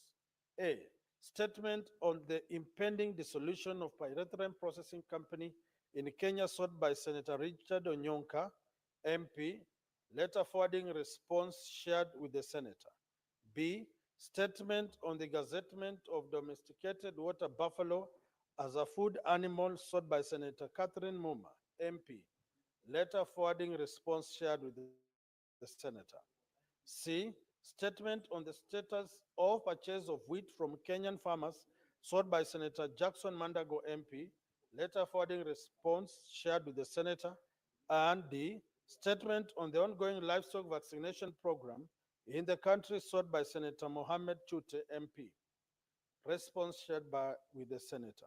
Statement on the inequitable distribution of fertilizer by the National Cereals and Produce Board, sought by Senator John Methu, later forwarded response with the senator. Number 9, Mr. Speaker, sir, the following 5 statements from the year 2024 are yet to be responded to. Statement on the importation of fertilizer by the National Cereals and Produce Board, sought by Senator Mohammed Chute. Statement on the distribution of donated fertilizer by National Cereals and Produce Board, sought by Senator Mohammed Chute. Statement on fishing activities in Nakuru National Park led to the shooting of 4 young men at Barut and Mwariki area of Nakuru West, sought by Senator Tabitha Keroche, MP. Statement on the status of completion of Isiolo Export Abata, sought by Senator Fatuma Dulo. And finally, statement on the delayed payments of dairy farmers by the Kenya Cooperative Creameries, KCC, sought by Senator William Kisang, MP.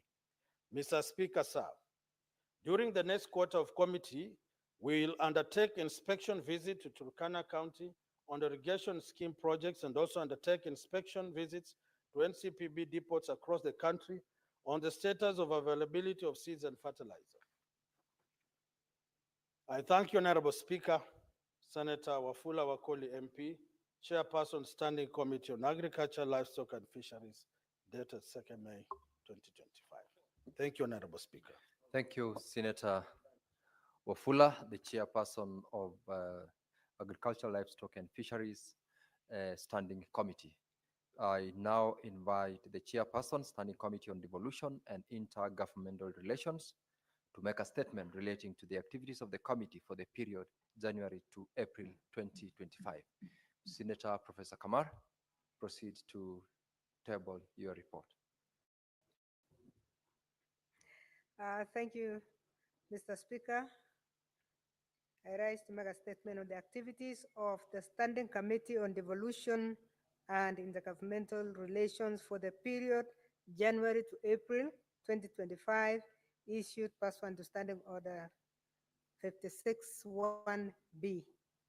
Mr. Speaker, sir, I raise pursuant to Standing Order 56-1B to make a statement on the activities of the Standing Committee of Devolution and Intergovernmental Relations for the stated period of January to April 2025.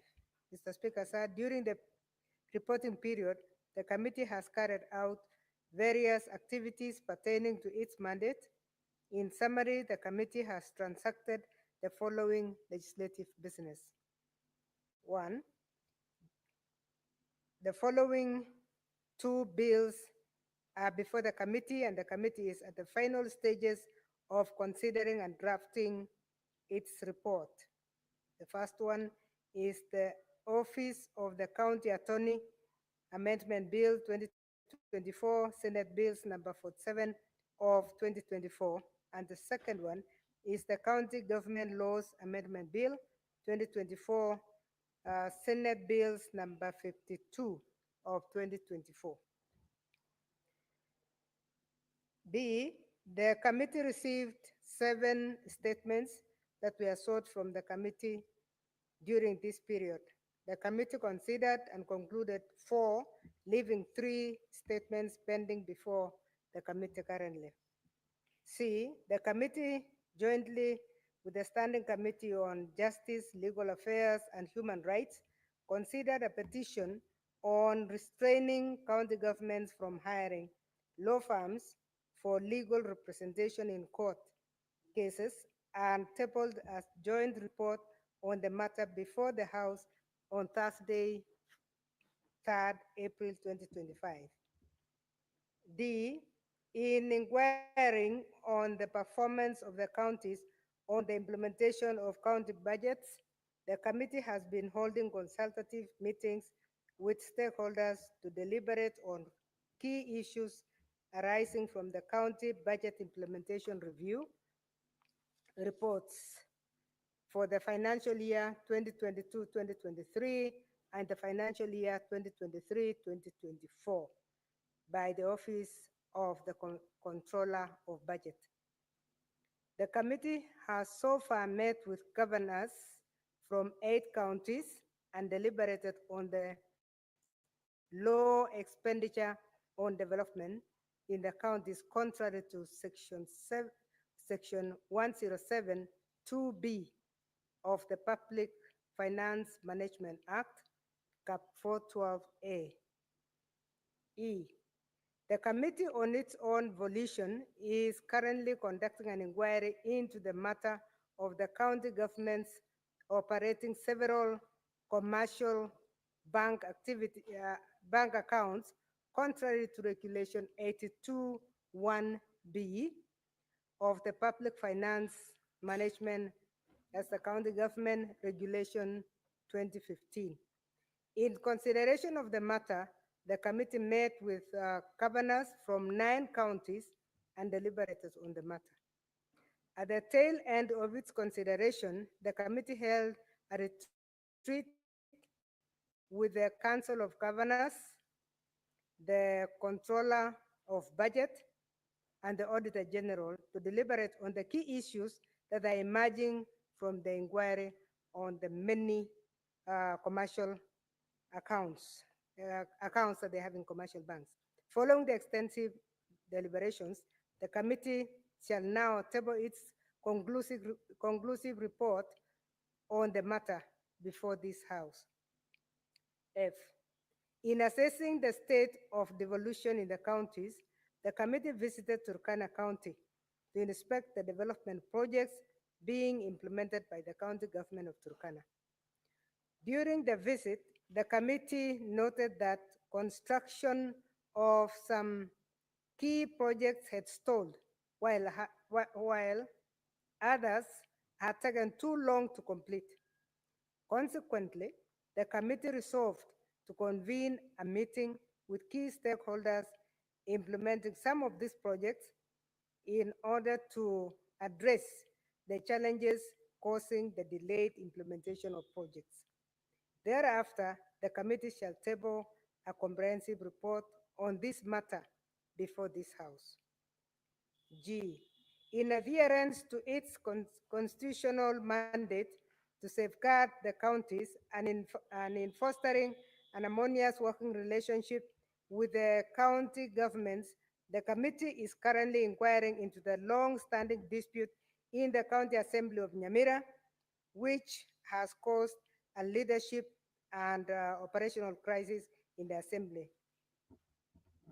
Mr. Speaker, sir, the committee in future plans to do the following. One, a retreat with the Intergovernmental Relations Technical Committee, IGRTC, to deliberate on the issues emerging from the Gazette Notice number 219 by IGTRC dated 16th December 2024 on transfer of devolved functions. Two, conduct an inquiry into national government parastatals that are still performing devolved functions. And three, conduct visits to various counties to inspect the development projects being implemented by the county governments and assess the general state of devolution in the counties. Lastly, Mr. Speaker, I wish to appreciate the Office of the Speaker, the Senate leadership, and the Office of the Clerk of the Senate for the steadfast support that they accorded us in the committee. Thank you. Thank you, Senator Professor Kamar. And lastly, I call upon the chairperson of the Education Committee to make a statement relating to the activities of the committee.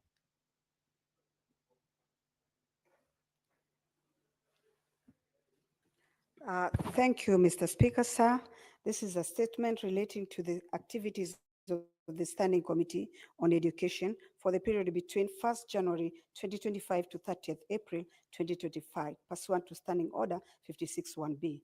Mr. Speaker, sir, I rise pursuant to Standing Order 56.1b to make a statement on activities of the Standing Committee on Education for the period commencing 1st January 2025 to 31st March 2025. Mr. Speaker, sir, the Standing Committee on Education is established under Standing Order 2283 of the State Standing Orders and is mandated to consider all matters related to education and training. Mr. Speaker, sir, during the period under consideration, the committee conducted the following business.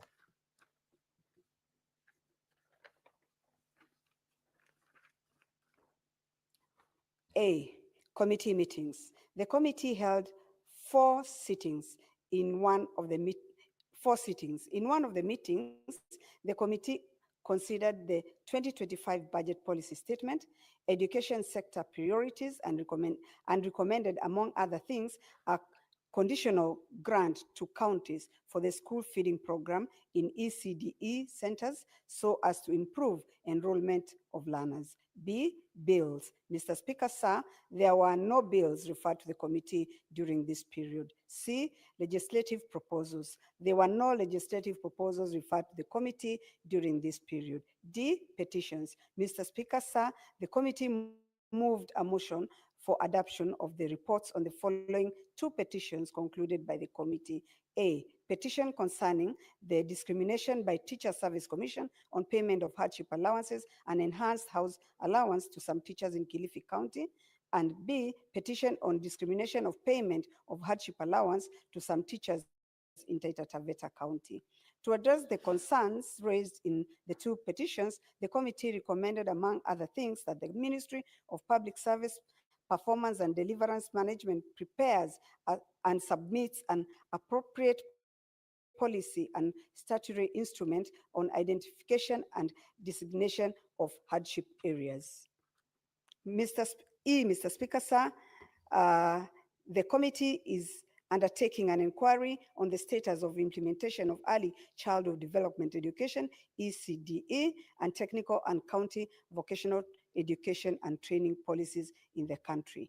In conducting this inquiry, the committee invited governors of respective county governments to meetings to respond to issues sought by the committee, and thereafter undertook county visits to oversight the status of implementation of ECDE and vocational education and training.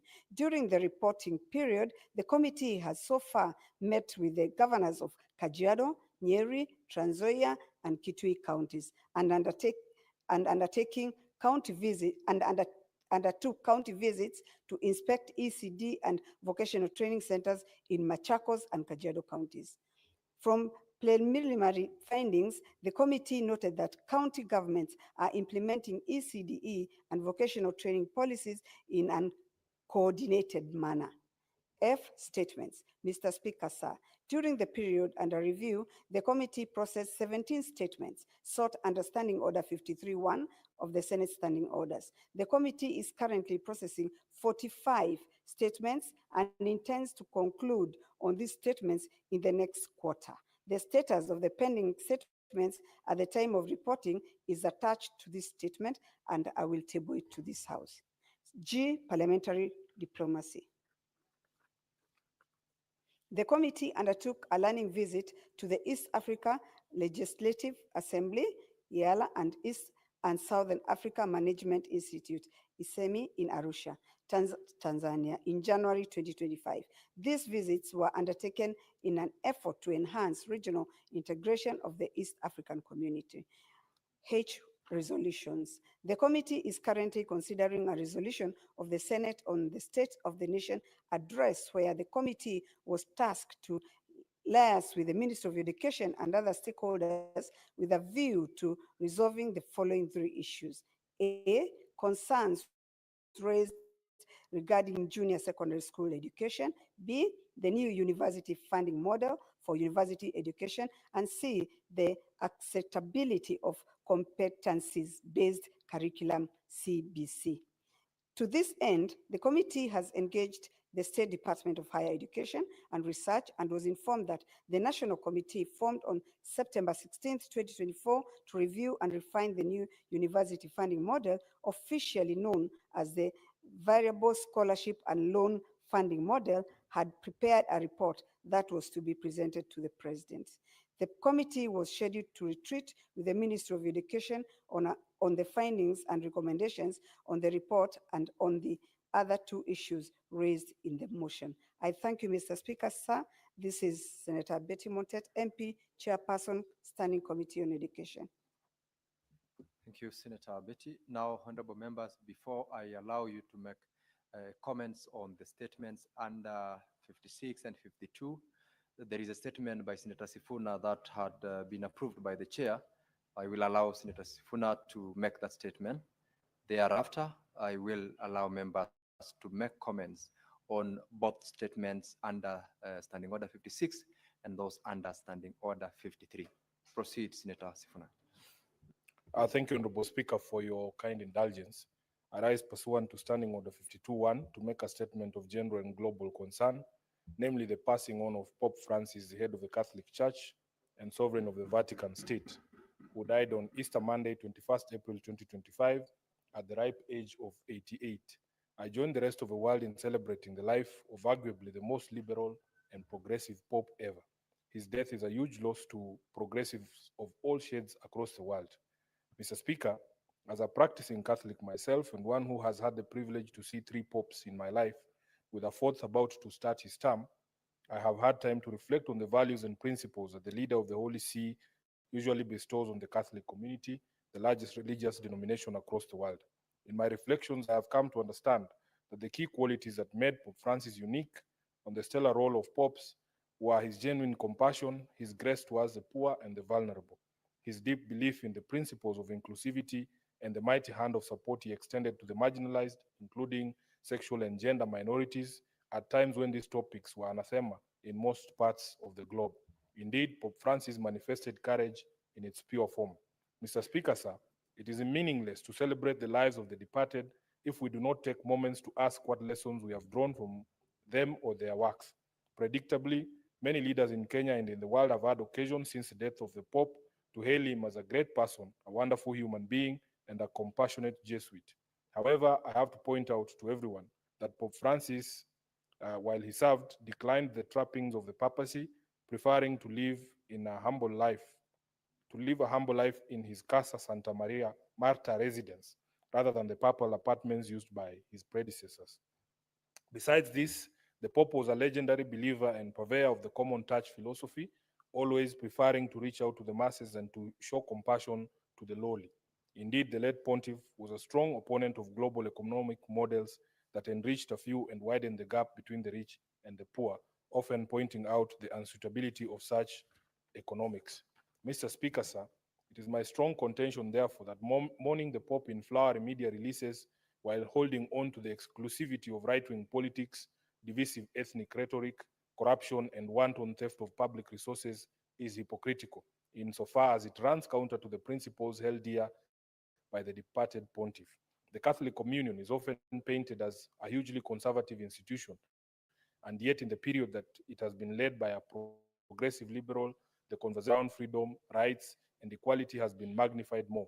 The lesson being that a good person at the top is all it takes for a society to find its foot and move forward.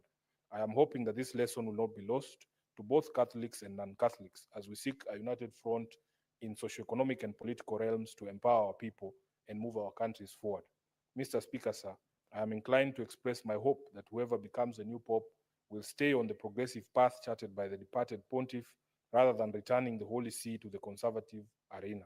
The challenges facing the church and the world today require a new focus, new methods, and a new vision. The church and the political platform are now dominated by younger people for whom conservative beliefs may not hold sway. Like Pope Francis, we are obligated to be more sympathetic to migrants, to gender and sexual minorities, to the vulnerable, and to the new face of the young voter, nearly all liberal. We have to spur action on climate change and build bridges across ethnic divides. We are now called upon to detach from the divisive rhetoric of our predecessors and embrace each other in our diversity because we have no other option. This will be the greatest way to honor the memory and work of Pope Francis. I thank you, Honorable Speaker. Now, honorable members, I will allow you to make comments. And as earlier on indicated, we will make comments on all or any of the statements that has been issued pursuant to Standing Order 53.1 and those issued pursuant to Standing Order 56.1b by the respective chairpersons of the committees. And I'll start Senator Maureen Tabitha. Do you wish to? Yeah, thank you, Mr. Speaker. Thank you. Allow me to make comments on the first statement for Senator Osose, Vihiga County, Mr. Speaker. And this is in regards to the issue of expired drugs in the different counties. Mr. Speaker, currently as we speak, I'm currently serving in the Committee of Health. And a few weeks ago, I think 2 weeks, we were able to visit different counties, Wajir, Marsabit, and Mandera. Mr. Speaker, I can confirm that during our inspection, especially in Mandera County, we came across expired drugs and drugs that were also missing as per the records. Mr. Speaker, as I've always said, my first profession was pharmacy. I've practiced pharmacy, and so I'm familiar to the regulations of the Pharmaceutical Board. Mr. Speaker, we even realize the pharmacists who are in these pharmacies are using their own personal laptops to be able to input data and have the data in their own personal laptops, instead of the counties providing a digital system that they can be able to use, can be able to check even the stocks of the same drugs, Mr. Speaker. Mr. Speaker, we even realized some hospitals did not even have farm techs, leave alone pharmacists. The prescription and issuance of the drugs was a question. And I want to add the CEO, Dr. Fred Sioe of Pharmacy and Poison Board. He has to wake up. He has to wake up. He has to do something.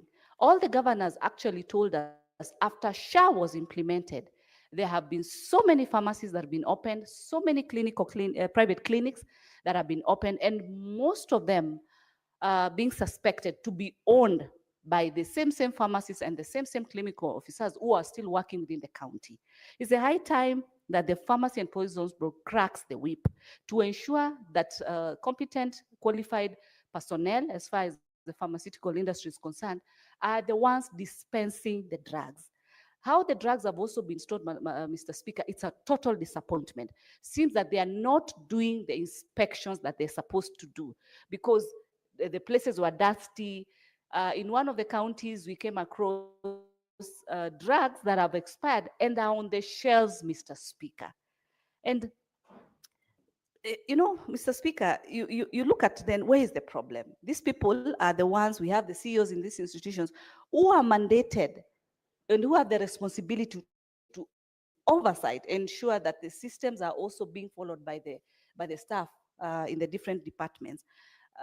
And then sometimes we want to blame the leadership and the executive, yet we have the people who have been given this role, but they're not doing their job. So this is an issue that is cutting across most of these counties. The statement by Senator Alan Chesang on the inspection of the Kitale, is it? The health services from Kitale level 5 to level 4. I want to say that we as a health committee, we are going to traverse across all counties. Governors, be prepared because we are going to continue inspecting these hospitals. It is very sad, Mr. Speaker, you go to inspect a hospital, a maternity wing, whereby even the washrooms do not have water. It's only maybe one bathroom, which is not even having water. The taps have run dry. There are no even doors. And you'll ask, have you been collecting SHA? Is SHA working? All the hospitals told us that SHA is working. How much have you collected? They've collected over 10 million, over 15 million. And how much is a door? How much is a tap? How much is even a water tank, for Christ's sake? You look at the condition of this hospital, it is a disappointment, Mr. Speaker. So I want to say, because I can see my chair is not here, my vice chair, but I want to say these issues of health, we are going to go to the bottom. With my experience as a pharmacist, I'm going to input because I was even able to inspect key drugs, Mr. Speaker. One of those drugs is called diazepam. All the counties that I visited, that drug was missing. That drug was short, was less as per the cards and the records. And these are drugs that are in key and lock. Most of the pharmacists, when I asked them, why is there a difference? Why do you have a short of this drug? They didn't have answers. To them, it was coming as a surprise. It was actually shocking them. So these are issues that we are going to get to the bottom of it completely. On the issue of still the same statement by Alan Chesang in terms of the revenue measures and all that. This is an issue that within the Committee of Finance, when it comes to revenue collection, we are still talking to National Treasury to be able to speed up. There's a system that is supposed to be a uniform system to ensure that the counties are able to maximize on their own source revenue when we have a system that is uniform, that is able to be used, that cuts across all counties. Thank you so much, Mr. Speaker. Senator Karen Nyamu. Thank you very much, Mr. Speaker. I want to make my comments on the statement by Senator Osotsi regarding the presence of expired medication in our public hospitals. Mr. Speaker, of having expired medication in our public hospitals is a significant one, and it has continued to be persistent. The Auditor General has kept raising the issue and flagging the presence of expired medication in our public hospitals. Mr. Speaker, what this means, it means financial wastage, because these medications cost a lot of money, and this money is exchequer money. Mr. Speaker, what this means is that the safety of the patient is in question, because you cannot swear that a patient in such a facility will not encounter expired drugs, Mr. Speaker. It also means that since these drugs and this medication has to be disposed with at the end of the day, it poses environmental issues and issues of pollution to the environment, Mr. Speaker. The presence of expired medication in our hospitals also points at the low quality and reduced quality of healthcare in that particular facility. Mr. Speaker, why does this happen? What are the reasons why we keep having this issue, persistently having expired medication in our public hospitals? Poor inventory system, where we have oversupply of a certain drug and other drugs are in shortage. Mr. Speaker, you know that that is an oxymoron. On the ground, Kenyans are complaining every day that despite visiting these medical facilities, there are no drugs, and they have to get prescriptions to go and buy or purchase these drugs out of the hospital, which brings me to a very key point, Mr. Speaker, that practitioners in these public hospitals, pharmacists, often prefer prescribing drugs to patients so that they can go and buy those drugs outside, because they already are running pharmacists. I want to laud the Mombasa County government, because recently it has declared that it will no longer renew licenses for pharmacies that are operating in the proximity of public hospitals. And I want to urge other county governments to follow suit and enforce such a directive across the counties, Mr. Speaker. We don't have storage facilities, proper storage facilities in some of these hospitals. I want to urge the Committee of Health in this House, Mr. Speaker, to ensure, because I've heard that they're going to go around the whole country tackling this particular issue of expired drugs in our public hospitals.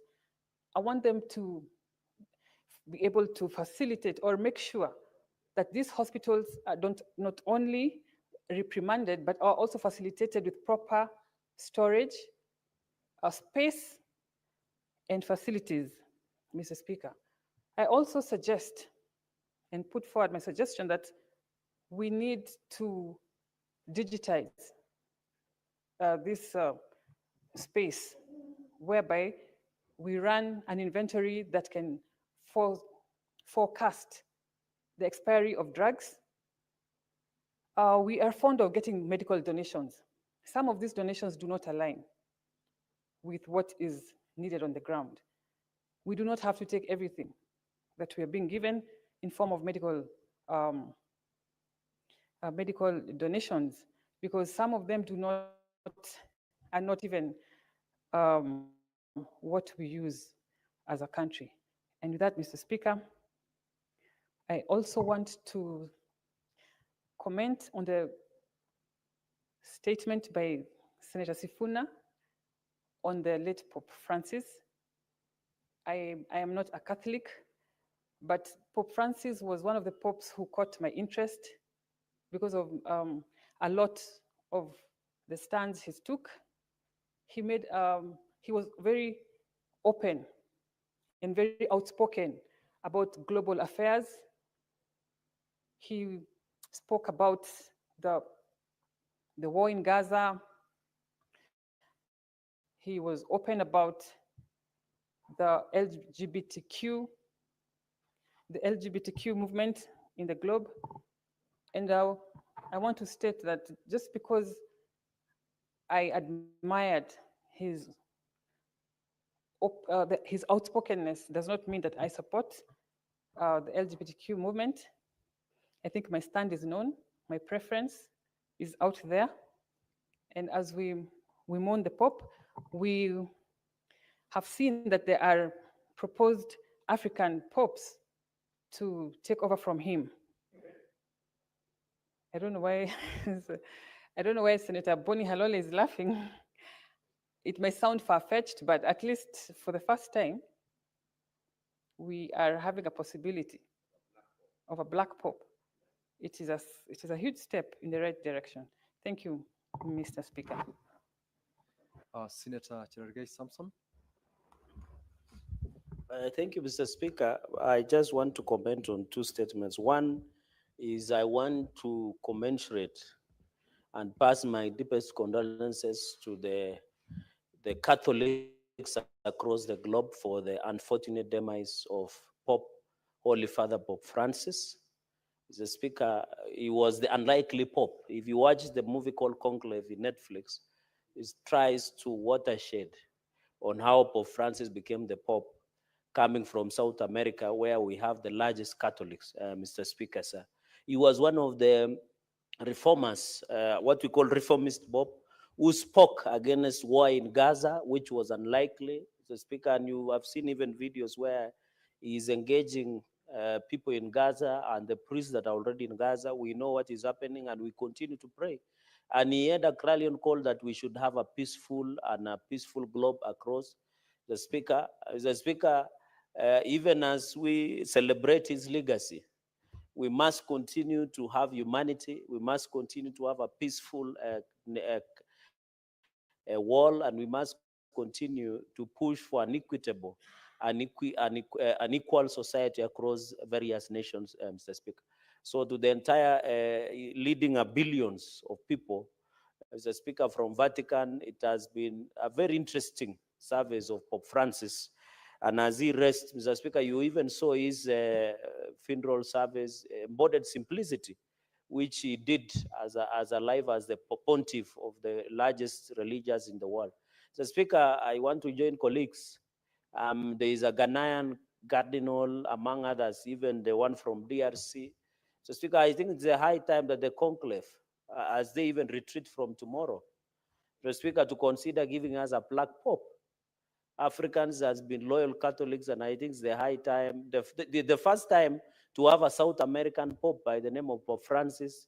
We had German Ratzinger, who resigned midway because of health reasons. Mr. Speaker, I think it's high time that we hope to have a black pope for the first time in the history of Roman Catholic across the world, Mr. Speaker. So as we celebrate, Mr. Speaker, I'm not conversing, it's not allowed in conclave because they have even switching on signals. I was just saying it is the wish of many Kenyans, Mr. Speaker. So may the perpetual right shine to him, Mr. Speaker, as he rests in peace. And the Catholic Church will continue in pushing for both. And Mr. Speaker, you know, Catholics have done a lot in education sector, in health sector. Mr. Speaker, we should ensure that we support the Catholic Church and all other churches and all other religions to push for a better society in education, in health, and in governance issues, Mr. Speaker. And also, I wish Cardinal John Jue would have participated, but because of health reasons, Mr. Speaker, he could not participate in conclave. I'm happy that the Bishop Anyola has clarified that he was indeed invited to participate in voting in conclave. We wish Cardinal John Jue all the best and quick recovery. He would have been part of the cardinals who have taken in conclave and ensure we have a new pontiff that will be very critical. You know, Mr. Speaker, Vatican is one of the smallest states in the world. but as the sovereign status that can, and Mr. Speaker, he even visited this nation. So I hope the next Pope will also visit this country and be able to commune and be part of pushing for the agenda of equity, Mr. Speaker, and decency among the morals. Secondly, Mr. Speaker, finally, on the issue of settlement by the Committee on Agriculture, Mr. Speaker, I expect the Chair of Agriculture to tell us the status of crop raising CN as we continue, and even the distribution of fertilizers in the country. Mr. Speaker, we need to stop playing politics with agriculture. I saw the former CS of Agriculture, courtesy of Senator Metu, trying to cast aspersions.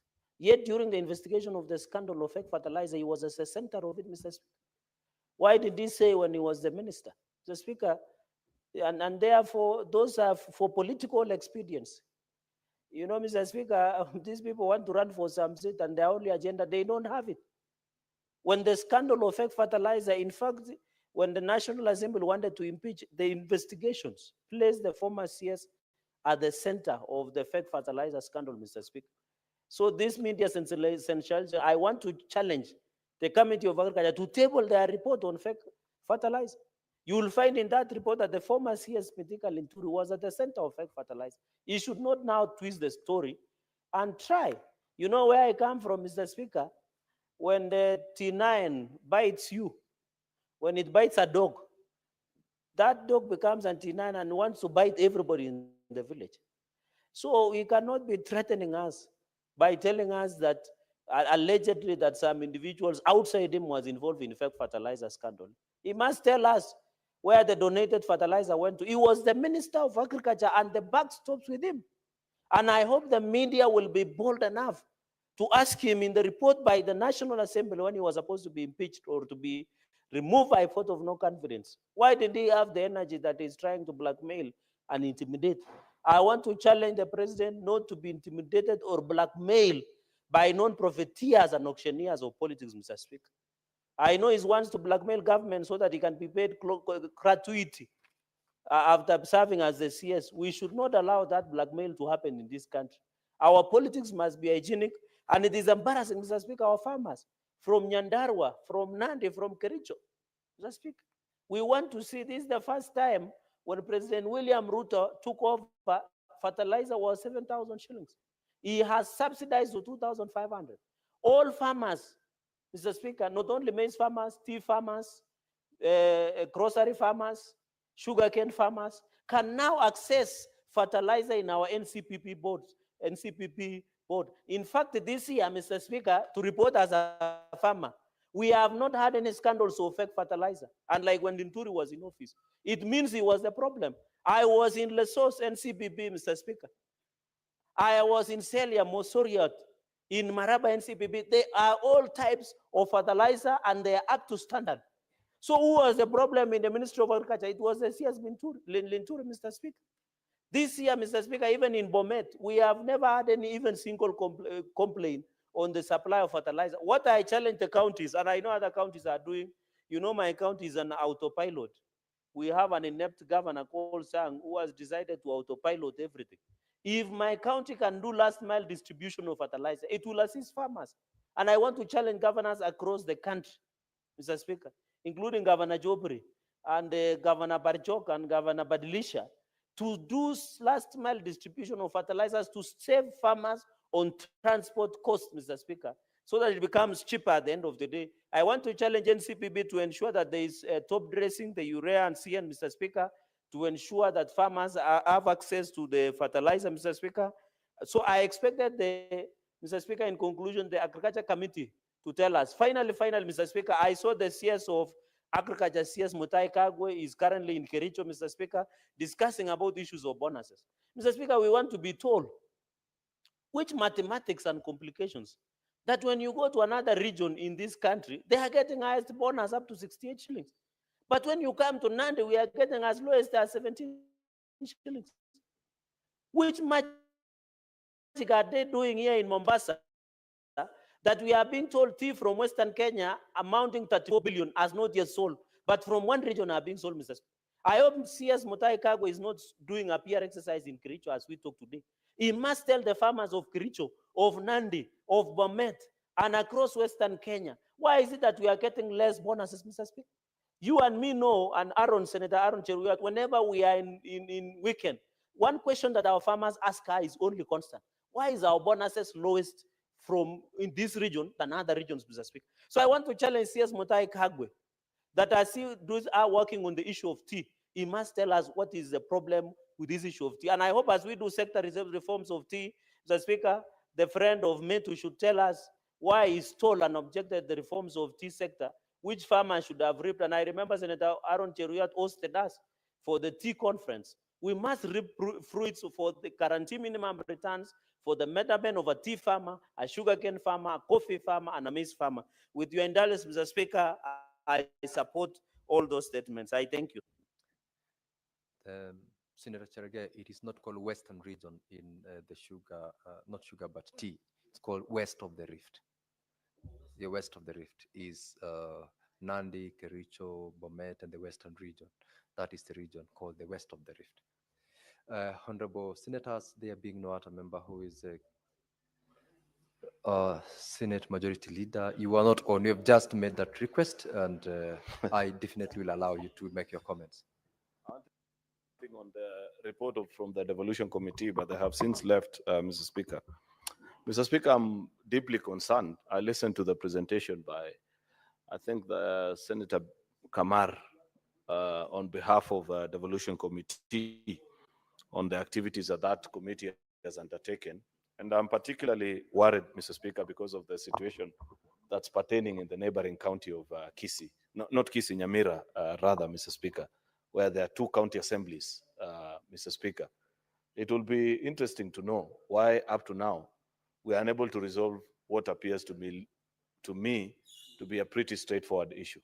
I said it when this matter first came to this House, Mr. Speaker, that the easier thing to do is to establish which of these institutions is a controller of budget funding and allowing release of funds to, Mr. Speaker. Who is the clerk? Because clerks are gazetted, Mr. Speaker, and it is known. Therefore, it's important for the clerk, who's the administrator of the county assembly, duly recognized by the government, Mr. Speaker, to come and appear before the House and confirm to which house does he owe allegiance to of these so-called two houses. There can only be one, Mr. Speaker, and what is the situation that pertains there.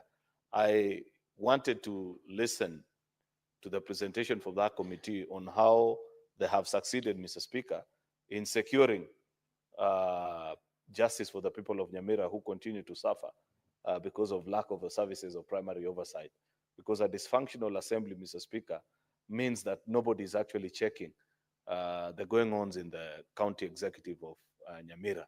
And perhaps you would not place Governor Nyaribo very far away from this dispute, because he benefits the more. A weekend assembly, Mr. Speaker, benefits more the executive more than any other person, because it means they're able to have a free hand and a free reign in the things that are happening, and they're able to do whatever it takes. Mr. Speaker, I would also wish to register my concerns with that particular committee with regards to another issue that has emerged in our county governments, Mr. Speaker.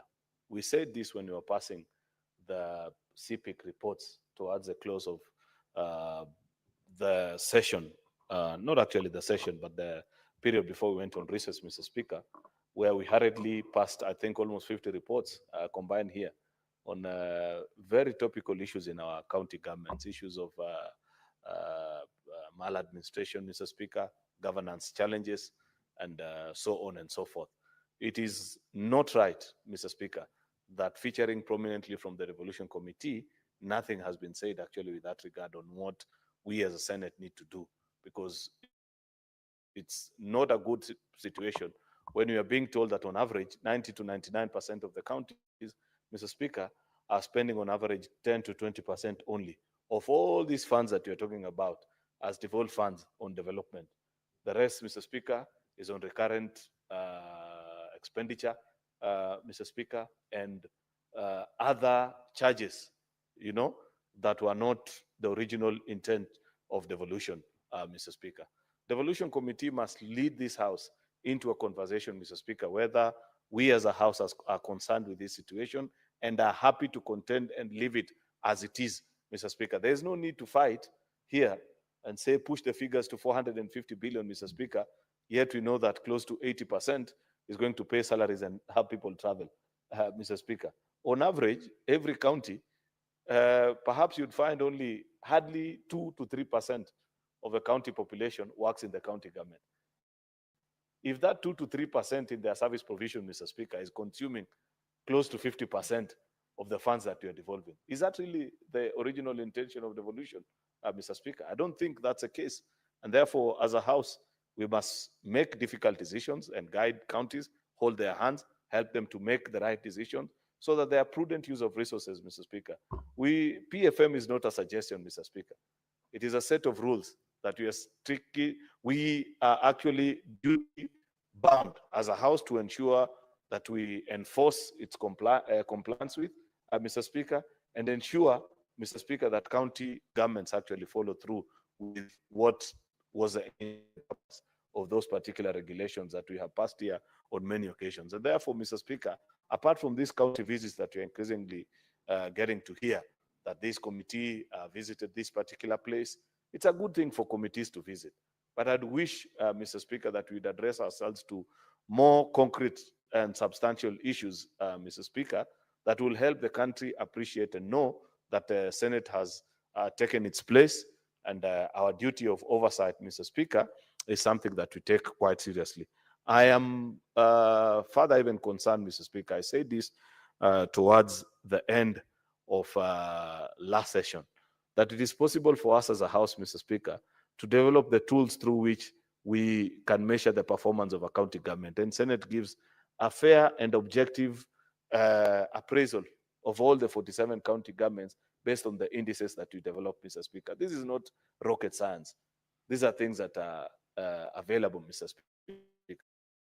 How a county treats pending bills, what percentage of their resources they are dedicating to development, Mr. Speaker, on-source revenue growth as a factor of that particular issue, Mr. Speaker, corruption indexes, the cases that are being reported, completion of projects, Mr. Speaker, budget implementation, absorption of the budget.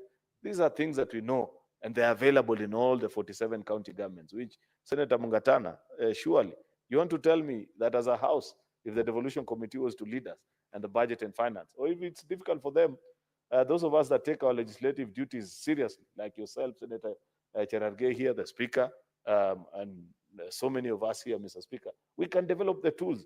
Why do you have to wait for some dubious institutions, Senator Mungatana, to rank governors and troop them here to Nairobi and say, oh, Governor this has performed, yet we know how people secure these things. That's the stupidity of the highest order. Even a governor who goes to pose for pictures with those things, Mr. Speaker, is a con man that the people of that county should quickly reject, Mr. Speaker. Because what basis has been used to indicate your performance? Yet we know the tools that we can use to measure the performance of a county government.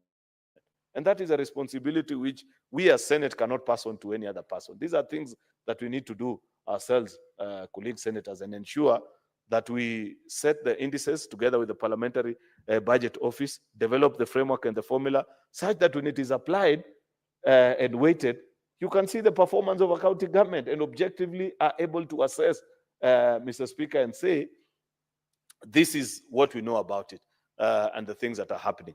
Mr. Speaker, I had earlier raised an issue of the Senate Oversight Fund, which I hope that at the right time we'll get an opportunity to explain to the citizens of this republic why that fund is important and should be made available to senators.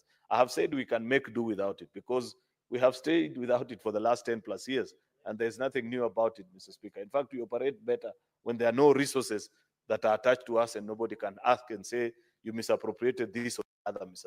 Speaker. But we have said we'd be more effective as a House if we hired the correct pool of people to work with us in ensuring that the function of oversight in the office of the senator in the counties, Mr. Speaker, is properly tackled and handled. However, Mr. Speaker, that being something that is under consideration, I hope that citizens will be fair arbiters in this process, and eventually when we get the chance to take this bill to the citizens and explain our perspective of it, especially with regards to devolution, Mr. Speaker, we will make the right decision. I thank you, Mr. Speaker. I take note, judicial notice of the fact that it's a few seconds to the rise of the House, and therefore I quickly conclude my comments. I thank you, Mr. Speaker. Thank you very much, Senator Aaron Cheriot, Majority Leader. Shall we rise, honorable members? It is, honorable senators, it is now 6:30 p.m. Time to adjourn the Senate. The Senate therefore stands adjourned until tomorrow, Wednesday, 7th May 2025 at 9:30 a.m.